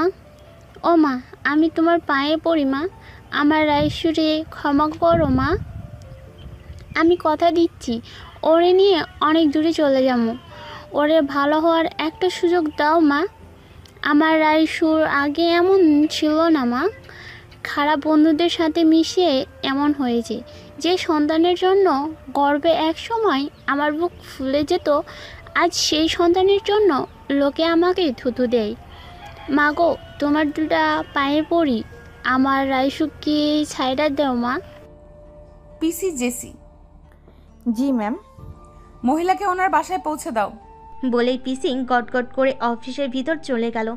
সেদিকে তাকিয়ে রাহেলা বেগম ক্ষুব্ধ নিয়ে আক্রোশে বলেন, তুই কখনো সুখী হবি না মেয়ে, তুই কখনো সুখী হবি না। একটা মায়ের কোল থেকে তার সন্তানকে কেড়ে নিচ্ছিস। একজন মায়ের অন্তরন্ত হাহাকার তোর হৃদয় নাড়তে পারল না। তুই পাশানি, তুই কখনো সুখী হবি না। এটা একটা মায়ের অভিশাপ। জেসি জোর করে রাহেলা বেগমকে গাড়িতে তুলে ওনার টিমও মাটির তৈরি বাড়িতে পৌঁছে দিল। সাথে কিছু খাবারও দিয়ে এসেছে। অবশ্য এটা পিসির অর্ডার ছিল। ইস, রাহেলা বেগম যদি একবার জানতে পারতেন সবার সামনে পাশানি মেয়েটা গোপনে ওনার দেখাশোনা করে যাচ্ছে, তখন কি এমনভাবেই অভিশাপ দিতেন? নামাজে বসে চোখের জল ফেলা ছাড়া আর কোনো উপায় নেই রাহিলা বেগমের। নামাজে বসে আল্লাহর কাছে একমাত্র মুখের মানিককে সহি সালামতভাবে ফিরে পাওয়ার জন্য দোয়া করছেন। গোয়েন্দা অফিসের সামনে বড় লোকের মা বাবারাও ভিড় জমিয়েছেন। পুলিশ তাদের আটকে তাড়া দিয়েছে।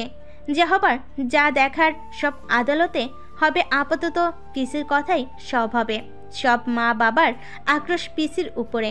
সবার একটাই কথা, পিসির মতো এত নির্দয় মেয়ে মানুষ যেন কারোর ঘরে না জন্ম নেয়। পিসির অর্ডারে রাইসুর একটু সুস্থ হতেই তাকে সহ বাকি ছেলে মেয়েদের গোপন আস্তানায় নেওয়া হয়েছে। এক জায়গার সম্পর্কে এই ক্যাশের দায়িত্বে থাকা সব অফিসাররা জানেন। সবাইকে চেয়ারের সাথে বেঁধে রাখা হয়েছে। সবার সামনে একটা চেয়ারে বসে আছেন পিসি, তার চারিদিকে বাকি অফিসাররা দাঁড়িয়ে আছেন। পিসি সবার দিকে একবার চোখ ঘুরিয়ে নেয়, তারপর বলে, সবাই ভালো আছেন? মাথা তুলে তাকাই সকলে। রাইসুর এখনো মাথা নিচু করেই আছে। রাইসুর সহ 3 জন ছেলে ও 3 জন মেয়ে আছে, মোট 6 জন। আপনাকে কি আলাদা বলতে হবে? পিসির প্রশ্নে মাথা তুলে রাইসুর পিসি আবার প্রশ্ন করে, সবাই ভালো আছেন? কারোর মুখে কোনো কথা নেই। সবাই অনুশোচনা করছে মনে মনে। আর যদি তারা নেশার পথে পা না পারত, তবে কি এমন পরিস্থিতিতে পড়তে হতো তাদের? যাই হোক, আপনাদের কিছু প্রশ্ন করা হবে, তার ঠিক উত্তর চাই। যদি সত্যি বলে দেন তো ভালো, আর না বললে কিভাবে কথা বের করতে হয় সেটা নিশ্চয়ই আপনাদের বলতে হবে না। সাধারণ মানুষ থেকে শুরু করে সবাই বুঝে আইনের লোকেরা কিভাবে কথা বের করে। তো আমার প্রথম প্রশ্ন, আপনাদের এখানে মোট 6 জন আছেন। 6 জনের মধ্যে কে প্রথম নেশা সেবন করেছেন? 6 জন একে অপরের দিকে তাকালো। সবার নজর মাথা নিচু করে রাখা রাসেলের দিকে। পিসি তার দিকে তাকিয়ে প্রশ্ন করেন, আপনি নেশাদ্রব্য কোথায় পেয়েছিলেন? যদি কিনেও থাকেন তবে কোথা থেকে কিনেছেন? রাসেল মাথা উঁচু করেই বলল, কিনিনি, আমাকে দিয়েছে। কে দিয়েছে? শুকনো ঢোক গিলে রাসেল বলে, নাম জানি না, সে মুখে কালো মুখোশ পরে আসতো, কখনো নাম জিজ্ঞেস করা হয়নি। চিনেন না, জানেন না, কেউ আপনাকে কিছু দিল আর আপনি অমনি সেটা সেবন করলেন? না, আসলে আমি টিভিতে, ফেসবুকে বিভিন্ন ভিডিওতে দেখেছি এসব। কেউ এসব চালান করতে ধরা পড়েছে, কেউ এসব খেতে গিয়ে ধরা পড়েছে। সেই থেকে এটার প্রতি আমার কৌতূহল ছিল, এটা খেতে ঠিক কেমন। ভার্সিটি শেষে আমি পিছনের মোড়ের রাস্তা দিয়ে যাচ্ছিলাম, তখন ওই মুখোশ পরা লোকটি আমার সামনে কতগুলো প্যাকেট ধরে বললে, খাবি? আমি হ্যাঁ বলে দেই। আমার মনে হয়েছিল একবার খেলেই তো কিছু হবে না, টেস্ট করে দেখি না একবার ক্ষতি কি। দীর্ঘশ্বাস ছেড়ে পিসি বলে, আর তাই আপনি সেটা সেবন করলেন?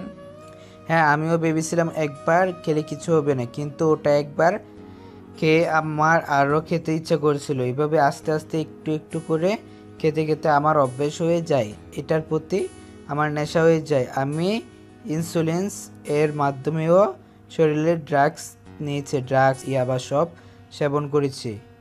খুর হেসে নিয়াজ বলে, বাহ, বাংলাদেশের বিখ্যাত নেশাখোর।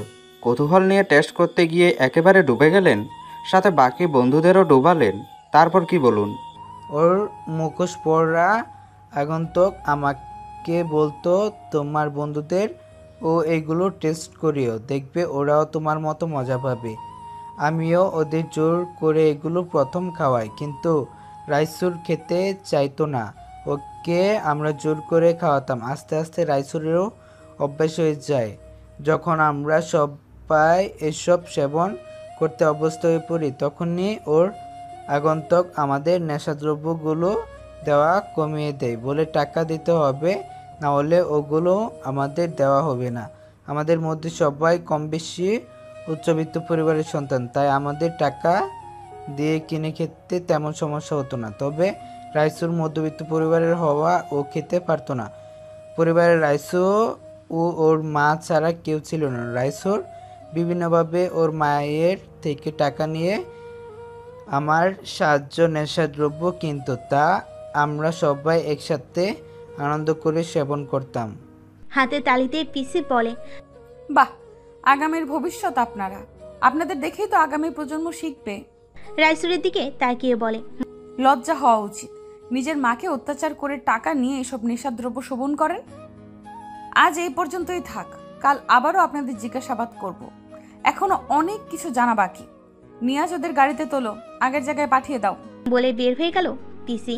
পিসির মুখ কেউ দেখতে পায়নি মাস্ক পরে থাকার কারণে, তবে তার শরীরের গঠন ও চুল দেখে সবাই বুঝে গেছে পিসি একজন মেয়ে যার সোশ্যাল মিডিয়ায় ধুম ফেলেছে।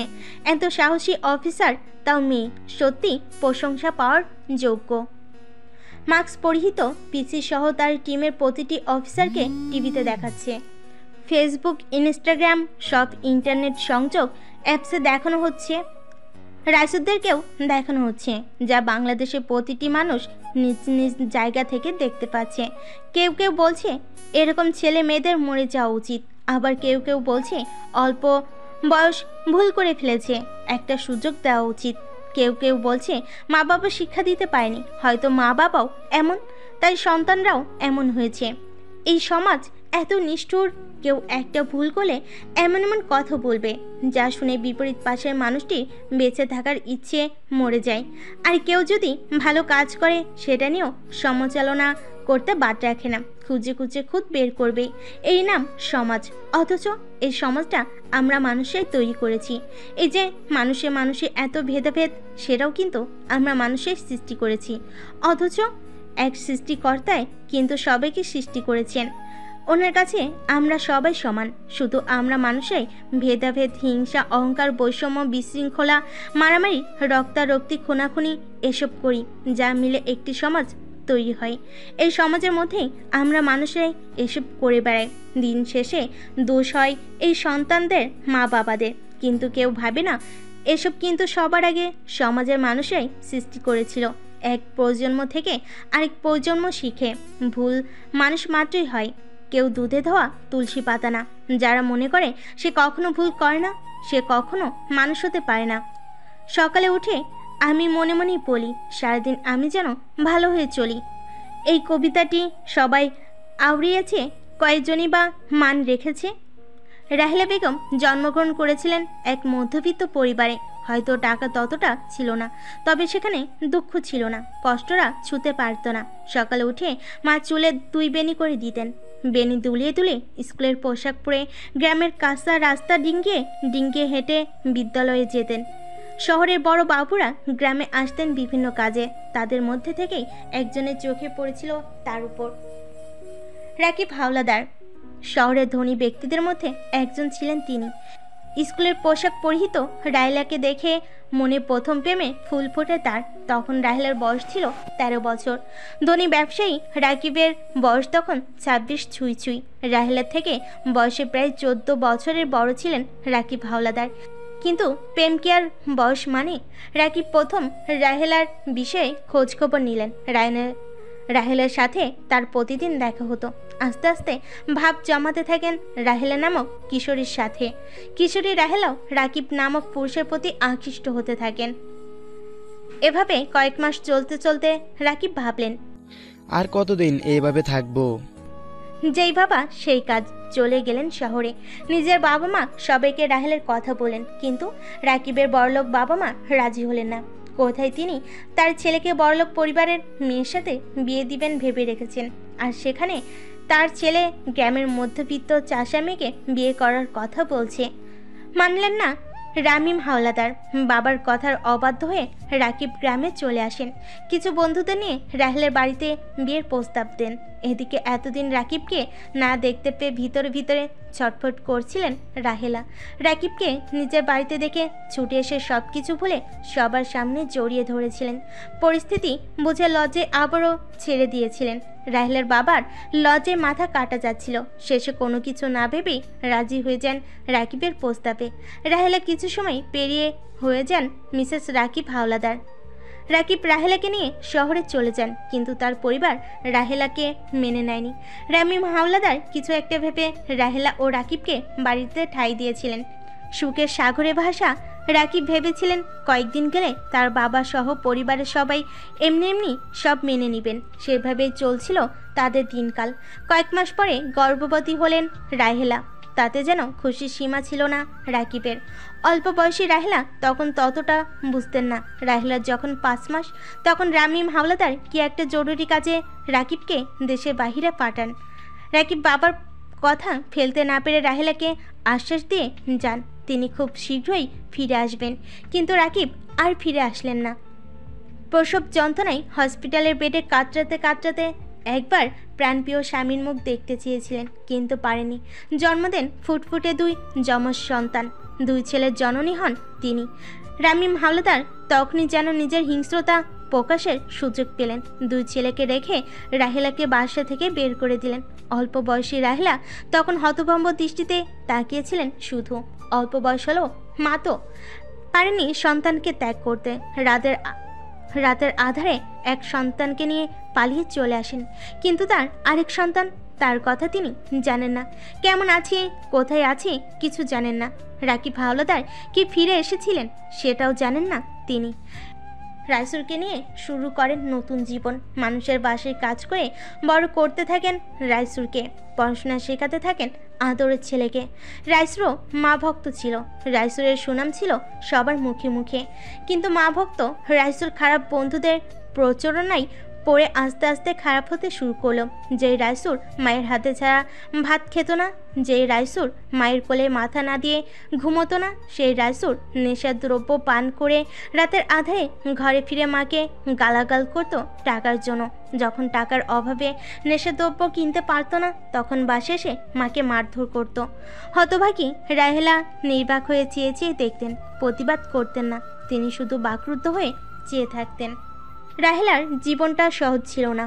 যখন রইসুরকে নিয়ে হাওলাদার বাড়ি থেকে বের হয়ে এসেছিলেন, নির্জন রাজমাস্তার নরপশুদের কবলে পড়তে হয়েছিল তাকে। সেদিন ভাগ্যের জোরে বেঁচে গিয়েছিলেন। দুধের শিশু রাইসুরকে নিয়ে দৌড়াতে দৌড়াতে কোথায় এসে পড়েছিলেন বুঝতে পারেনি। রাতের আধারে মানুষের বাসার দরজায় দাঁড়িয়ে আশ্রয় চেয়েছিলেন। প্রচণ্ড ঠান্ডায় রাইসুরের খিঁচুনি শুরু হয়ে গিয়েছিল। অবশেষে এক বৃদ্ধার বাড়িতে আশ্রয় পান। সেই বৃদ্ধা ভিক্ষা করে নিজের দিন চালাতেন। তিনি রাহেলাকে মানুষের বাড়িতে কাজ খুঁজে দেন। যে রাইসুরকে এত কষ্ট করে মানুষ করলেন, সেই রাইসুর নেশার দ্রব্য কেনার জন্য টাকা চাইতো, মায়ের কাছে না পেত, কত অত্যাচার করত। চোখের পানি মুছলেন রাহেলা বেগম। সবার চোখে পানি। পিসি নিজের চোখের কোণের পানি সবার আড়ালে মুছে নিলেন। রাহেলা বেগম পিসির পায়ের কাছে বসে বলতে লাগলেন, মাগো, আমার মানিকরে ভালো হওয়ার একটা সুযোগ দাও। আমি তোমাকে হয়তো তখন অনেক মন্দ কথা বলেছিলাম, তুমি কিছু মনে করো না মা। আমি সারা জীবন তোমার গোলাম হয়ে থাকবো মা। তবুও আমার রাইসুরে আমার বুকে ফিরাইয়া দাও। রাহেলা বেগমের 2 হাত ধরে টেনে তুললেন পিসি। চোখের পানি মুছে দিয়ে বলল, আপনি চিন্তা করবেন না, আমি আপনাকে কথা দিচ্ছি, যারা এই সমাজের ছেলে মেয়েদের নেশাদ্রব্য দিয়ে নেশাগ্রস্ত করছে, মাদকাসক্ত করছে, তাদের খুঁজে বের করব। কারো রেহাই নেই, কেউ পার পাবে না। আমি পূর্বী শেখ আপনাকে কথা দিলাম। পূর্বী নিজের মুখের মাস্ক খুলে দিল। রাহেলা বেগম চুমু আঁকেন পূর্বীর কপালে। পূর্বী রাহেলা বেগমের দোয়া নিয়ে আবার মাস্ক পরে বেরিয়ে গেল, সাথে তার টিমের সব অফিসার।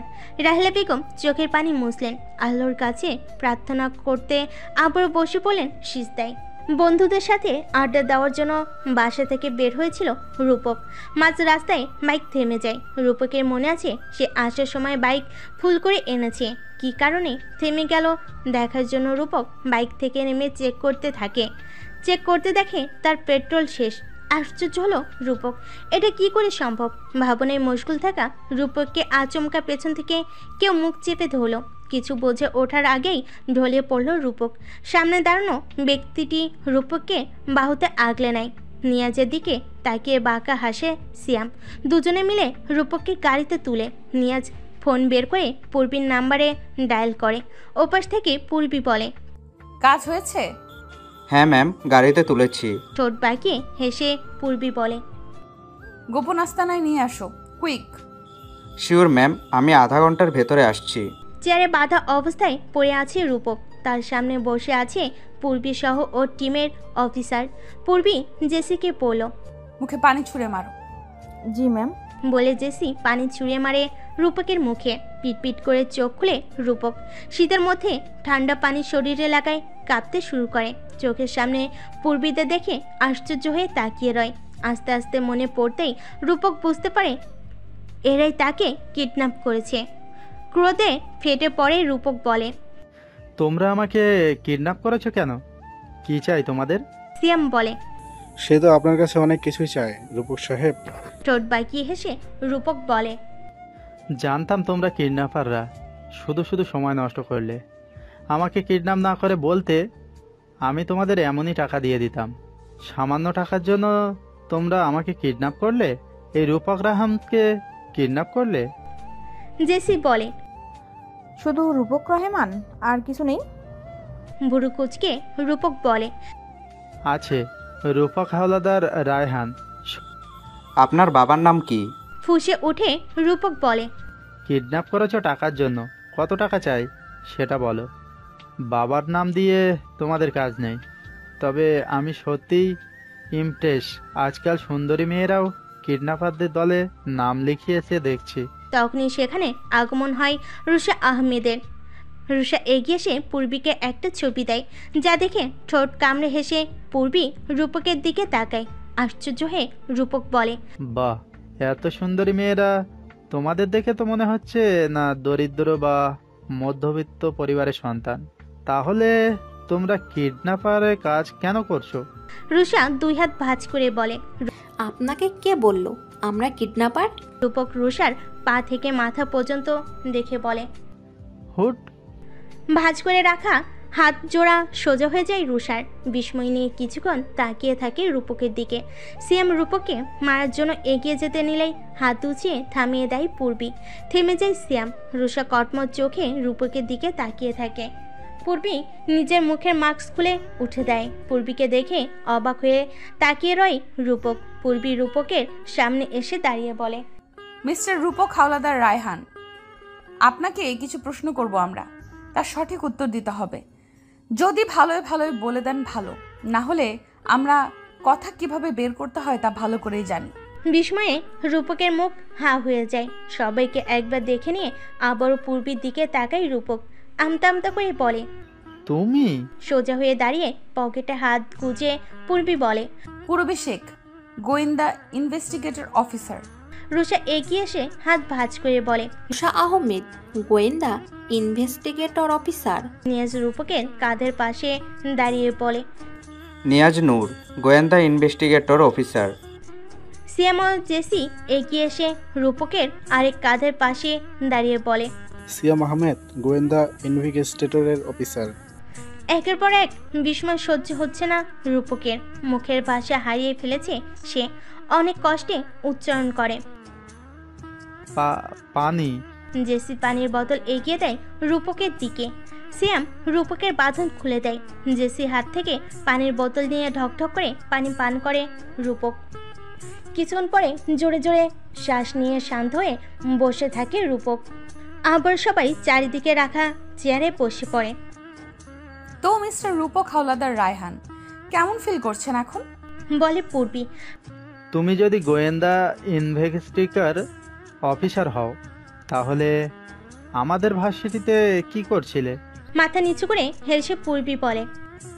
সে অনেক কাহিনী। ভাগ্যের ছাত্র হয়ে আপনাদের ভার্সিটিতে ভর্তি হয়েছে, তাহলে তো জানতেই পারতাম না বাবার টাকার গরম দেখিয়ে আপনিও আপনার বন্ধুরা র্যাগিং করে বেড়ান। থাক সেই সব কথা, কাজের কথায় আসি। আপনার বাবার নাম কি? মাথা নিচু করে রূপক বলে। রাকিব হাওলাদার। মায়ের নাম? নিজের প্রশ্নে রেগে যায় রূপক। মুহূর্তের মধ্যে চোখ মুখ লাল হয়ে যায়। দাঁতে দাঁত চেপে বলে। রাহেলা বেগম হাওলাদার। আপনার মাকে আপনি কখনো দেখেছেন? বলে রুষা। চিৎকার করে রূপক বলে। না, কখনো দেখিনি, আর না কখনো দেখতে চাই। ওই স্বার্থপর মহিলাকে আমি কখনো দেখতে চাই না, কখনো না। পূর্বী বলে। নিজের মাকে স্বার্থপর বলছেন কেন? মা ঠিকই তো মা, কিন্তু আমি ওই মহিলাকে নিজের মা হিসাবে মানি না। কোনো স্বার্থপর মহিলা আমার মা হতে পারে না। ওই মহিলার জন্য আমার পাপা কষ্ট পেয়েছে, এখনো কষ্ট পায়। আমি দেখি তো ওই রাতের আধারে লুকিয়ে ওই মহিলার ছবি দেখে পাপা আর কাঁদে। স্বার্থপর মহিলা। আপনি বারবার নিজের মাকে স্বার্থপর মহিলা কেন বলছেন মিস্টার রূপক? বলে রুষা। সেটা আপনাদের বলতে আমি বাধ্য নই। আপনারা যা জানার জন্য আমাকে তুলে এনেছেন তা জিজ্ঞাসা করুন। আমরা আপনাকে যা জিজ্ঞেস করছি তার উত্তর দিন। আমরা আপনার মায়ের বিষয়ে জানতে চাই। উত্তেজিত হয়ে রূপক বলে, ওই মহিলা কখনো আমার মা হতে পারে না। জন্ম দিলেই মা হওয়া যায় না। মা হতে যোগ্যতা লাগে, যা ওই মহিলার মধ্যে নেই। ওই মহিলা আমার পাপাকে কষ্ট দিয়ে পাপার অবর্তমানে অন্য লোকের সাথে পালিয়ে গিয়েছিল। তখন আমি মাত্র কয়েকদিনের শিশু ছিলাম, দুধের শিশু। বুঝতে পেরেছেন আপনারা? যে মহিলা তার দুধের শিশুকে রেখে অন্য পুরুষের সাথে স্বামীর ঘর থেকে পালিয়ে যায়, সে আর যাই হোক কখনো আমার মা হতে পারে না। কে বলেছে আপনার মা পালিয়ে গিয়েছিলেন? আমার দাদুভাই বলেছেন, কারণ তখন বাবা দেশের বাইরে ছিলেন, দাদুভাই বাড়িতে ছিলেন। আপনি আপনার দাদু ভাইয়ের কথা বিশ্বাস করেন? হ্যাঁ, করব না কেন? বোঝ হওয়ার পর থেকে আমি এটাই জানি। টেবিলে থাবা মারে পূর্বী মৃদু স্বরে চিৎকার করে বলে, ভুল জানেন আপনি মিস্টার রূপক হাওলাদার রায়হান, ভুল জানেন আপনি। আপনার মা পালিয়ে যাননি। আপনার দুলাভাই তাকে বের করে দিয়েছিলেন। রাতের আধারে দুর্বল রাহেলাকে আপনার দাদু বাড়ি থেকে বের করে দিয়েছিলেন। অল্প বয়সী হলেও মা তো পারেনি নিজের সন্তানকে ছেড়ে আসতে, তাই লুকিয়ে নিজের এক সন্তানকে রেখে আরেক সন্তানকে নিয়ে পালিয়ে যান। কাপা কাপা গলায় রূপক বলে, আরেক সন্তান? হ্যাঁ মিস্টার রূপক হাওলাদার রায়হান, আপনার যমজ ভাই আছে। রাহেলা বেগম যমজ সন্তান জন্ম দিয়েছিলেন। রুষা, ছবিগুলো দেখাও। পূর্বীর কথায় রুষা একটি ছোট ফটো ফ্রেম রূপকের দিকে বাড়িয়ে দেয়। রূপক পূর্বীর দিকে জিজ্ঞাসা দৃষ্টিতে তাকায়। পূর্বীর চোখ দিয়ে ইশারা করে ছবিটি দেখতে। রূপক হাতে নিয়ে ছবিটির দিকে তাকিয়ে থাকে। ছবিটিতে তার মা ও তার মতো দেখতে একটি ছেলে, নিশ্চয় তার যমজ ভাই হবে। শিওর হওয়ার জন্য পূর্বীর দিকে তাকায়। পূর্বী সম্মতি দিয়ে বলে, ইয়েস, ইনি আপনার মা রূপক। সাথে ছেলেটা আপনার থেকে 5 সেকেন্ডের বড় যমজ ভাই রাইসুর। সে বর্তমানে মাদকাসক্তির দায়ে জেলে আছে। অবাক হয়ে রূপক বলে, কি? শ্বাস ছেড়ে পূর্বী বলে, জি, রাইসুর মাদকাসক্ত। তবে ও আগে এমন ছিল না। আগে ওরা যেখানে থাকতো সেখানে সবাই রাইসুরকে মাথায় তুলে নাচতো। ওর ব্যবহারে কত শত রমণী প্রেমে পড়তো। বৃদ্ধা থেকে শুরু করে এলাকার অল্প বয়সী আধ বয়সী নারীরাও রাইসুরের প্রশংসায় পঞ্চমুখ ছিল। সে রাইসুর নিজের না থাকলেও যথাসম্ভব চেষ্টা করতো সবাইকে সহযোগিতা করার। যে রাইসুর তার মা রাহেলা বেগমের গর্ব ছিল, সেই রাইসুর আজ মাদকাসক্ত। কেন? খারাপ বন্ধু বান্ধব রাইসুরকে নষ্ট করে দিল। মায়ের কোলে ঘুমানো রাইসুর টাকার জন্য মায়ের গায়ে হাত পর্যন্ত তুলতে বাদ রাখেনি। এর জন্য কে দায়ী? বন্ধু বান্ধব। তবে শুধু খারাপ বন্ধুদেরই দোষ নেই, সাথে রাইসুরেরও আছে। কথায় বলে না, নিজে ঠিক থাকলে জগৎ ঠিক। যারা যুবককে ধ্বংস করার পথে নেমেছে তাদের আমরা ছাড়বো না। যারা স্কুল কলেজ ভার্সিটির ছেলে মেয়েদের ড্রাগস সেবন করাচ্ছে এবং বিক্রি করাচ্ছে, ওদের কখনো ক্ষমা করা হবে না। ওদের শাস্তি পেতে হবে। ভয়াবহ পরিণাম ওদের জন্য অপেক্ষা করছে। কেউ রেহাই পাবে না, কেউ না। চোখ ছলছল করছে রূপকের। মা ভাইয়ের অবস্থার কথা ভেবে কান্না পাচ্ছে। কাপা কাপা কণ্ঠে রূপক বলে, আমি কি আমার মা ও ভাইয়ের সাথে দেখা করতে পারবো পূরবী? ইয়েস, কেন নয়? তবে আমাদের আপনার সাহায্য করতে হবে। এই মুহূর্তে আপনি আমাদের সাহায্য করতে পারেন। কি সাহায্য বলুন? আমি আমার সবটুকু দিয়ে চেষ্টা করব।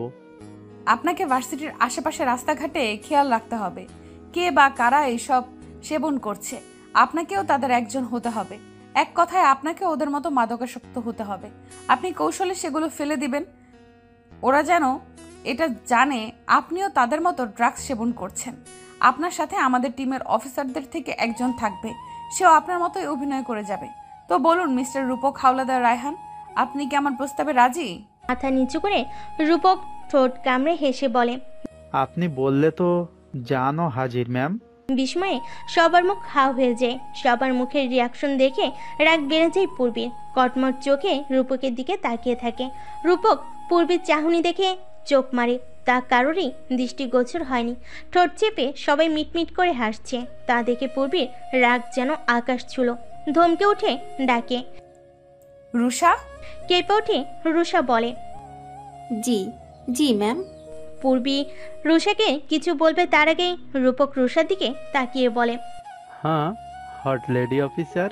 রুষা কটমট করে তাকায়। তা দেখে শব্দ করে হেসে রুষাকে চোখ মারে রূপক।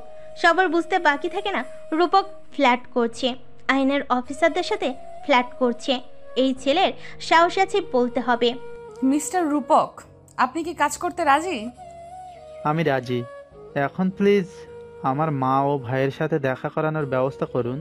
পূর্বী মাস্ক পরে নেয়। রূপককে নিয়ে সবাই গাড়ি নিয়ে বেরিয়ে পড়ে রাহেলা বেগমের বাড়ির উদ্দেশ্যে। আধা ঘন্টার ভিতরে পৌঁছে যায় তারা। টিন ও ইটের তৈরি সাধারণ একটি বাড়িতে রাহেলা ও রাইসুদ থাকতেন। দরজার সামনে সবাই গিয়ে দাঁড়ায়। আশেপাশের অনেকেই উচ্ছ্বাস নিয়ে তাকিয়ে আছে রূপকের মুখে। মাস্ক থাকায় কেউ দেখতে পাচ্ছে না, না হলে সবাই রূপককে রাইসুর ভেবে ভুল করত। রাহেলা বেগমের দিন জায়নামাজে বসেই কাটে। ইচ্ছে হলে খান, না হলে খান না। দরজায় টোকা দেওয়ার শব্দে উঠে দেন, চোখের পানি মুছে দরজা খুলে দেন। সবাই ভিতরে ঢুকে। রাহেলা বেগম প্লাস্টিকের চেয়ার এগিয়ে দেন বসার জন্য, কিন্তু কেউ বসেনি। সবাই এক কোণায় দাঁড়িয়ে থাকে। পূর্বী রূপককে ইশারা করে। রূপক আস্তে আস্তে রাহেলা বেগমের দিকে এগিয়ে আসে।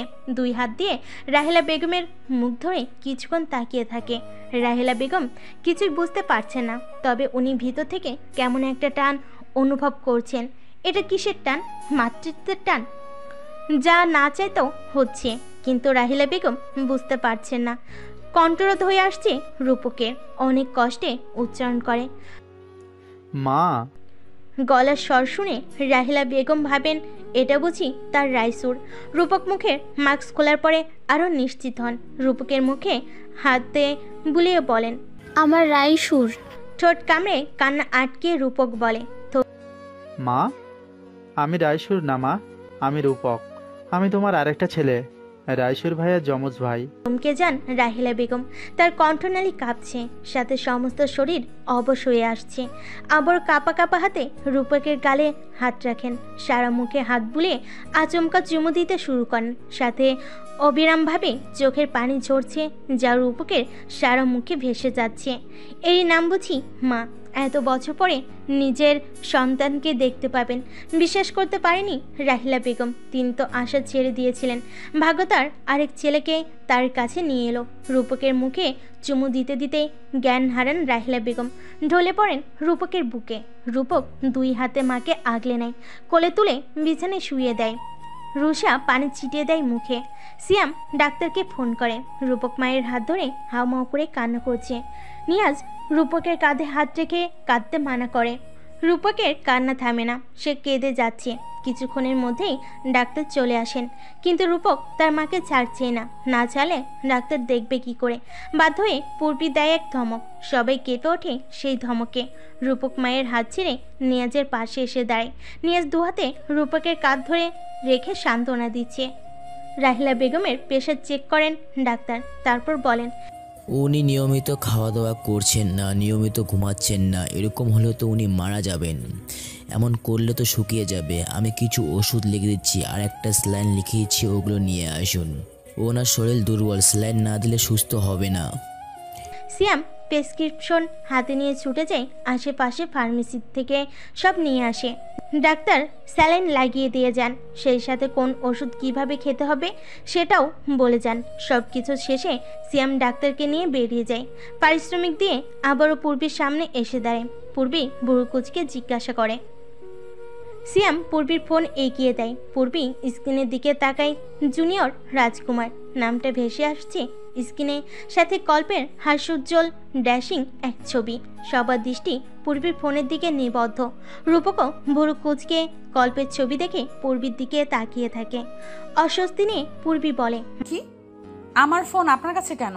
মাথা চুলকে সিয়াম বলে, ম্যাম, আপনার ফোন গাড়িতে ফেলে এসেছিলেন। হাত বাড়িয়ে ফোন হাতে নেয় পূর্বী। সবার দৃষ্টি এখনও তার দিকে নিবদ্ধ। ফোন কেটে অফ করে পকেটে রেখে দেয় পূর্বী। তা দেখে আড়ালে সবাই ঠোঁট কামড়ে হাসে, যা চোখ এড়াতে পারেনি পূর্বী। মনে মনে কল্পের উপর রাগ হয় তার। ফোন দেওয়ার আর সময় পায়নি। বিড়বিড় করে আচ্ছা মতো কল্পকে গালি দেয়, যা পাশে দাঁড়ানো রূপকের কানে যায়। রূপক মাথা নিচু করে হাসে। স্যালাইন শেষ হওয়ার কিছুক্ষণ পর রাহিলা বেগমের জ্ঞান ফিরে। মা ছেলের সে কি কান্না! রাহিলা বেগম হয়তো কখনো ভাবতেও পারেনি আরেক ছেলেকে ফিরে পাবেন।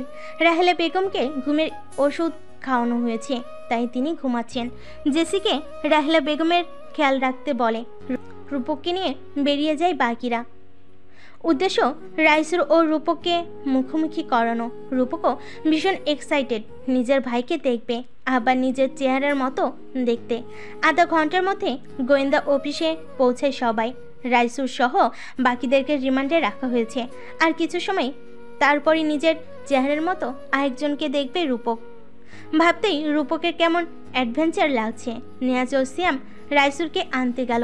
রূপককে একটি চেয়ারে বসানো হয়েছে, সামনাসামনি আরেকটি চেয়ার যেটাতে রাইসুরকে বসানো হবে। অন্ধকার কারাগারে শুয়ে আছে রাইসুর। নিজের প্রতি ঘৃণা জন্মাচ্ছে তার। নিজেকে কুলাঙ্গার সন্তান মনে হচ্ছে।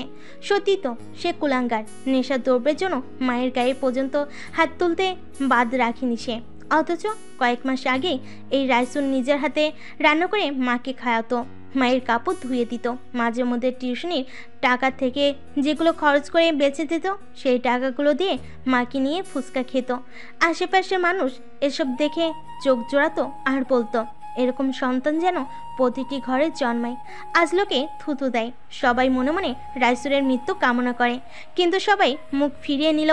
মায়ের রাজপুত্র রাইসুর জানে তার মা কখনো তাকে অভিশাপ দিবে না, তাকে ছেড়ে যাবে না। মায়েরা বুঝি এমনই হয়, সন্তান শত অন্যায় করলেও ক্ষমা করে দেন। রাইসুর, তোমার সাথে একজন দেখা করতে এসেছে। মুখ তুলে তাকে রাইসুর। তার সাথে দেখা করার মতো শুধু তার মাই আছে।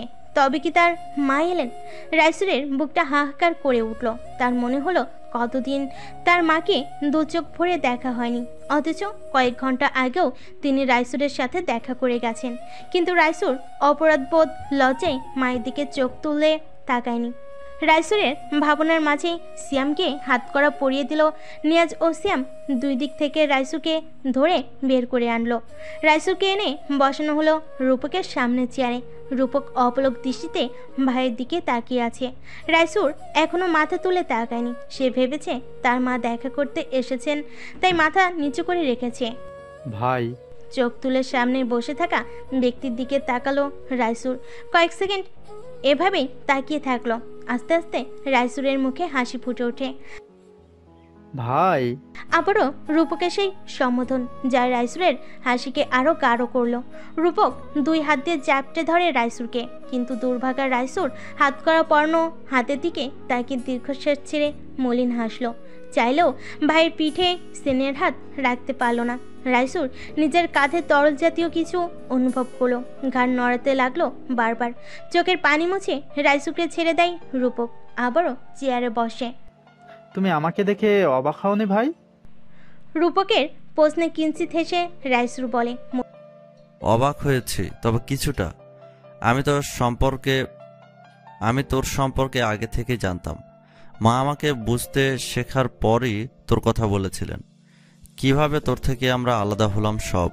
আমি তোকে ভার্সিটির পাশেও কয়েকবার দেখেছি।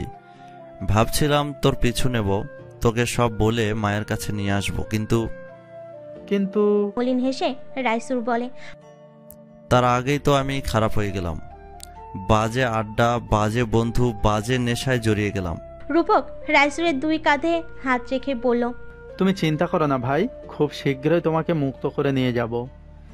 যে বা যারা তোমাকে এই পথে নিয়ে এসেছিল, এই সব কিছুর মূলে যারা, তাদেরকে আমি কাউকে ছাড়ব না। আমি কাল থেকে এই অফিসারদের কথা মতো কাজ করা শুরু করব। আসল অপরাধীকে ধরিয়ে দিয়ে তোমাকে নিয়ে যাব মায়ের কাছে। তুমি মা বাবা মিলে খুব সুন্দর একটা পরিবার হব। বাবা তোমাদের কথা জানতে পারলে যে কত খুশি হবে তা বলার মতো না। কিন্তু আমি বাবাকে এখনো কিছুই বলবো না। আগে তোমাকে মুক্ত করব, তারপর বাবাকে জানাবো। ওই রামিম হালদারকেও আমি ছাড়বো না। ওই ব্যক্তির জন্য আজ আমরা আলাদা। যদি সেদিন মাকে বাড়ি থেকে বের করে না দিত, তাহলে আজ আমরা সুখী পরিবার হতাম না। তুমি এসব বাজে নেশায় জড়াতে না, আমাদের মাকে এত কষ্ট সহ্য করতে হতো। চোখ দিয়ে জল গড়িয়ে পড়ছে রাইসুরের। কথা বলতে বলতে রূপকেরও চোখ দিয়ে পানি গড়িয়ে পড়ছে। ভাইয়ে ভাইয়ের সন্ধি হচ্ছে তা দেখছে গোটা গোয়েন্দা পুলিশ উপস্থিত সবাই। ভাইয়ে ভাইয়ে সন্ধি হচ্ছে, তা দেখছে গোটা গোয়েন্দা অফিসে উপস্থিত সবাই। রূপক আবারও তার মায়ের কাছে চলে গেছে। মাকে ছাড়া এখন সে থাকতেই পারবে না। যাওয়ার আগে পূর্বী বলেছে ভার্সিটির কেউ যেন তার আসল পরিচয় না জানে। রূপক নিশ্চিত করেছে সে কখনোই পূর্বীর আসল পরিচয় কাউকে বলবে না। রাত আনুমানিক 9টার কাছাকাছি হবে। সারাদিনের ক্লান্তিতে চোখ বুজে আসছে পূর্বীর। ল্যাপটপ বন্ধ করে বিছানায় শরীর এলিয়ে দিল, তখনই তার ফোন বিকট শব্দে বেজে ওঠে। আশঙ্কিক শব্দের কারণে পূর্বী ভরকে যায়, ঘুম ছুটে পালায় তার। ফোন হাতে নিয়ে স্ক্রিনের দিকে তাকিয়ে মুচকি হাসলো। হ্যালো। পাশ থেকে কোনো উত্তর এলো না, শুধু শ্বাস প্রশ্বাসের শব্দ শোনা যাচ্ছে। পূর্বী কিঞ্চিত হেসে বলল, কথা বলবে না? ওপাশ থেকে অস্পষ্টভাবে কারোর ফুফানোর আওয়াজ আসছে। ব্যস্ত হয়ে পূর্বী জিজ্ঞেস করে, কি হয়েছে গল্প, কাঁদছো কেন? তুমি আমাকে একটু ভালোবাসো না সিনিয়র? একটু না? কে বলেছে আমি তোমাকে ভালোবাসি না? তুমি যদি আমাকে ভালোই বাসতে তবে কখনো আমাকে অবহেলা করতে পারতে না, আমার কল রিসিভ করতে। সরি গল্প, তখন আমি জরুরি কাজে ছিলাম, তখন ফোন রিসিভ করার অবস্থায় ছিলাম না আমি। কাজ? আমার বেলাতেই তোমার সব কাজের কথা, বাকি সবার বেলায় ঠিকই আছে।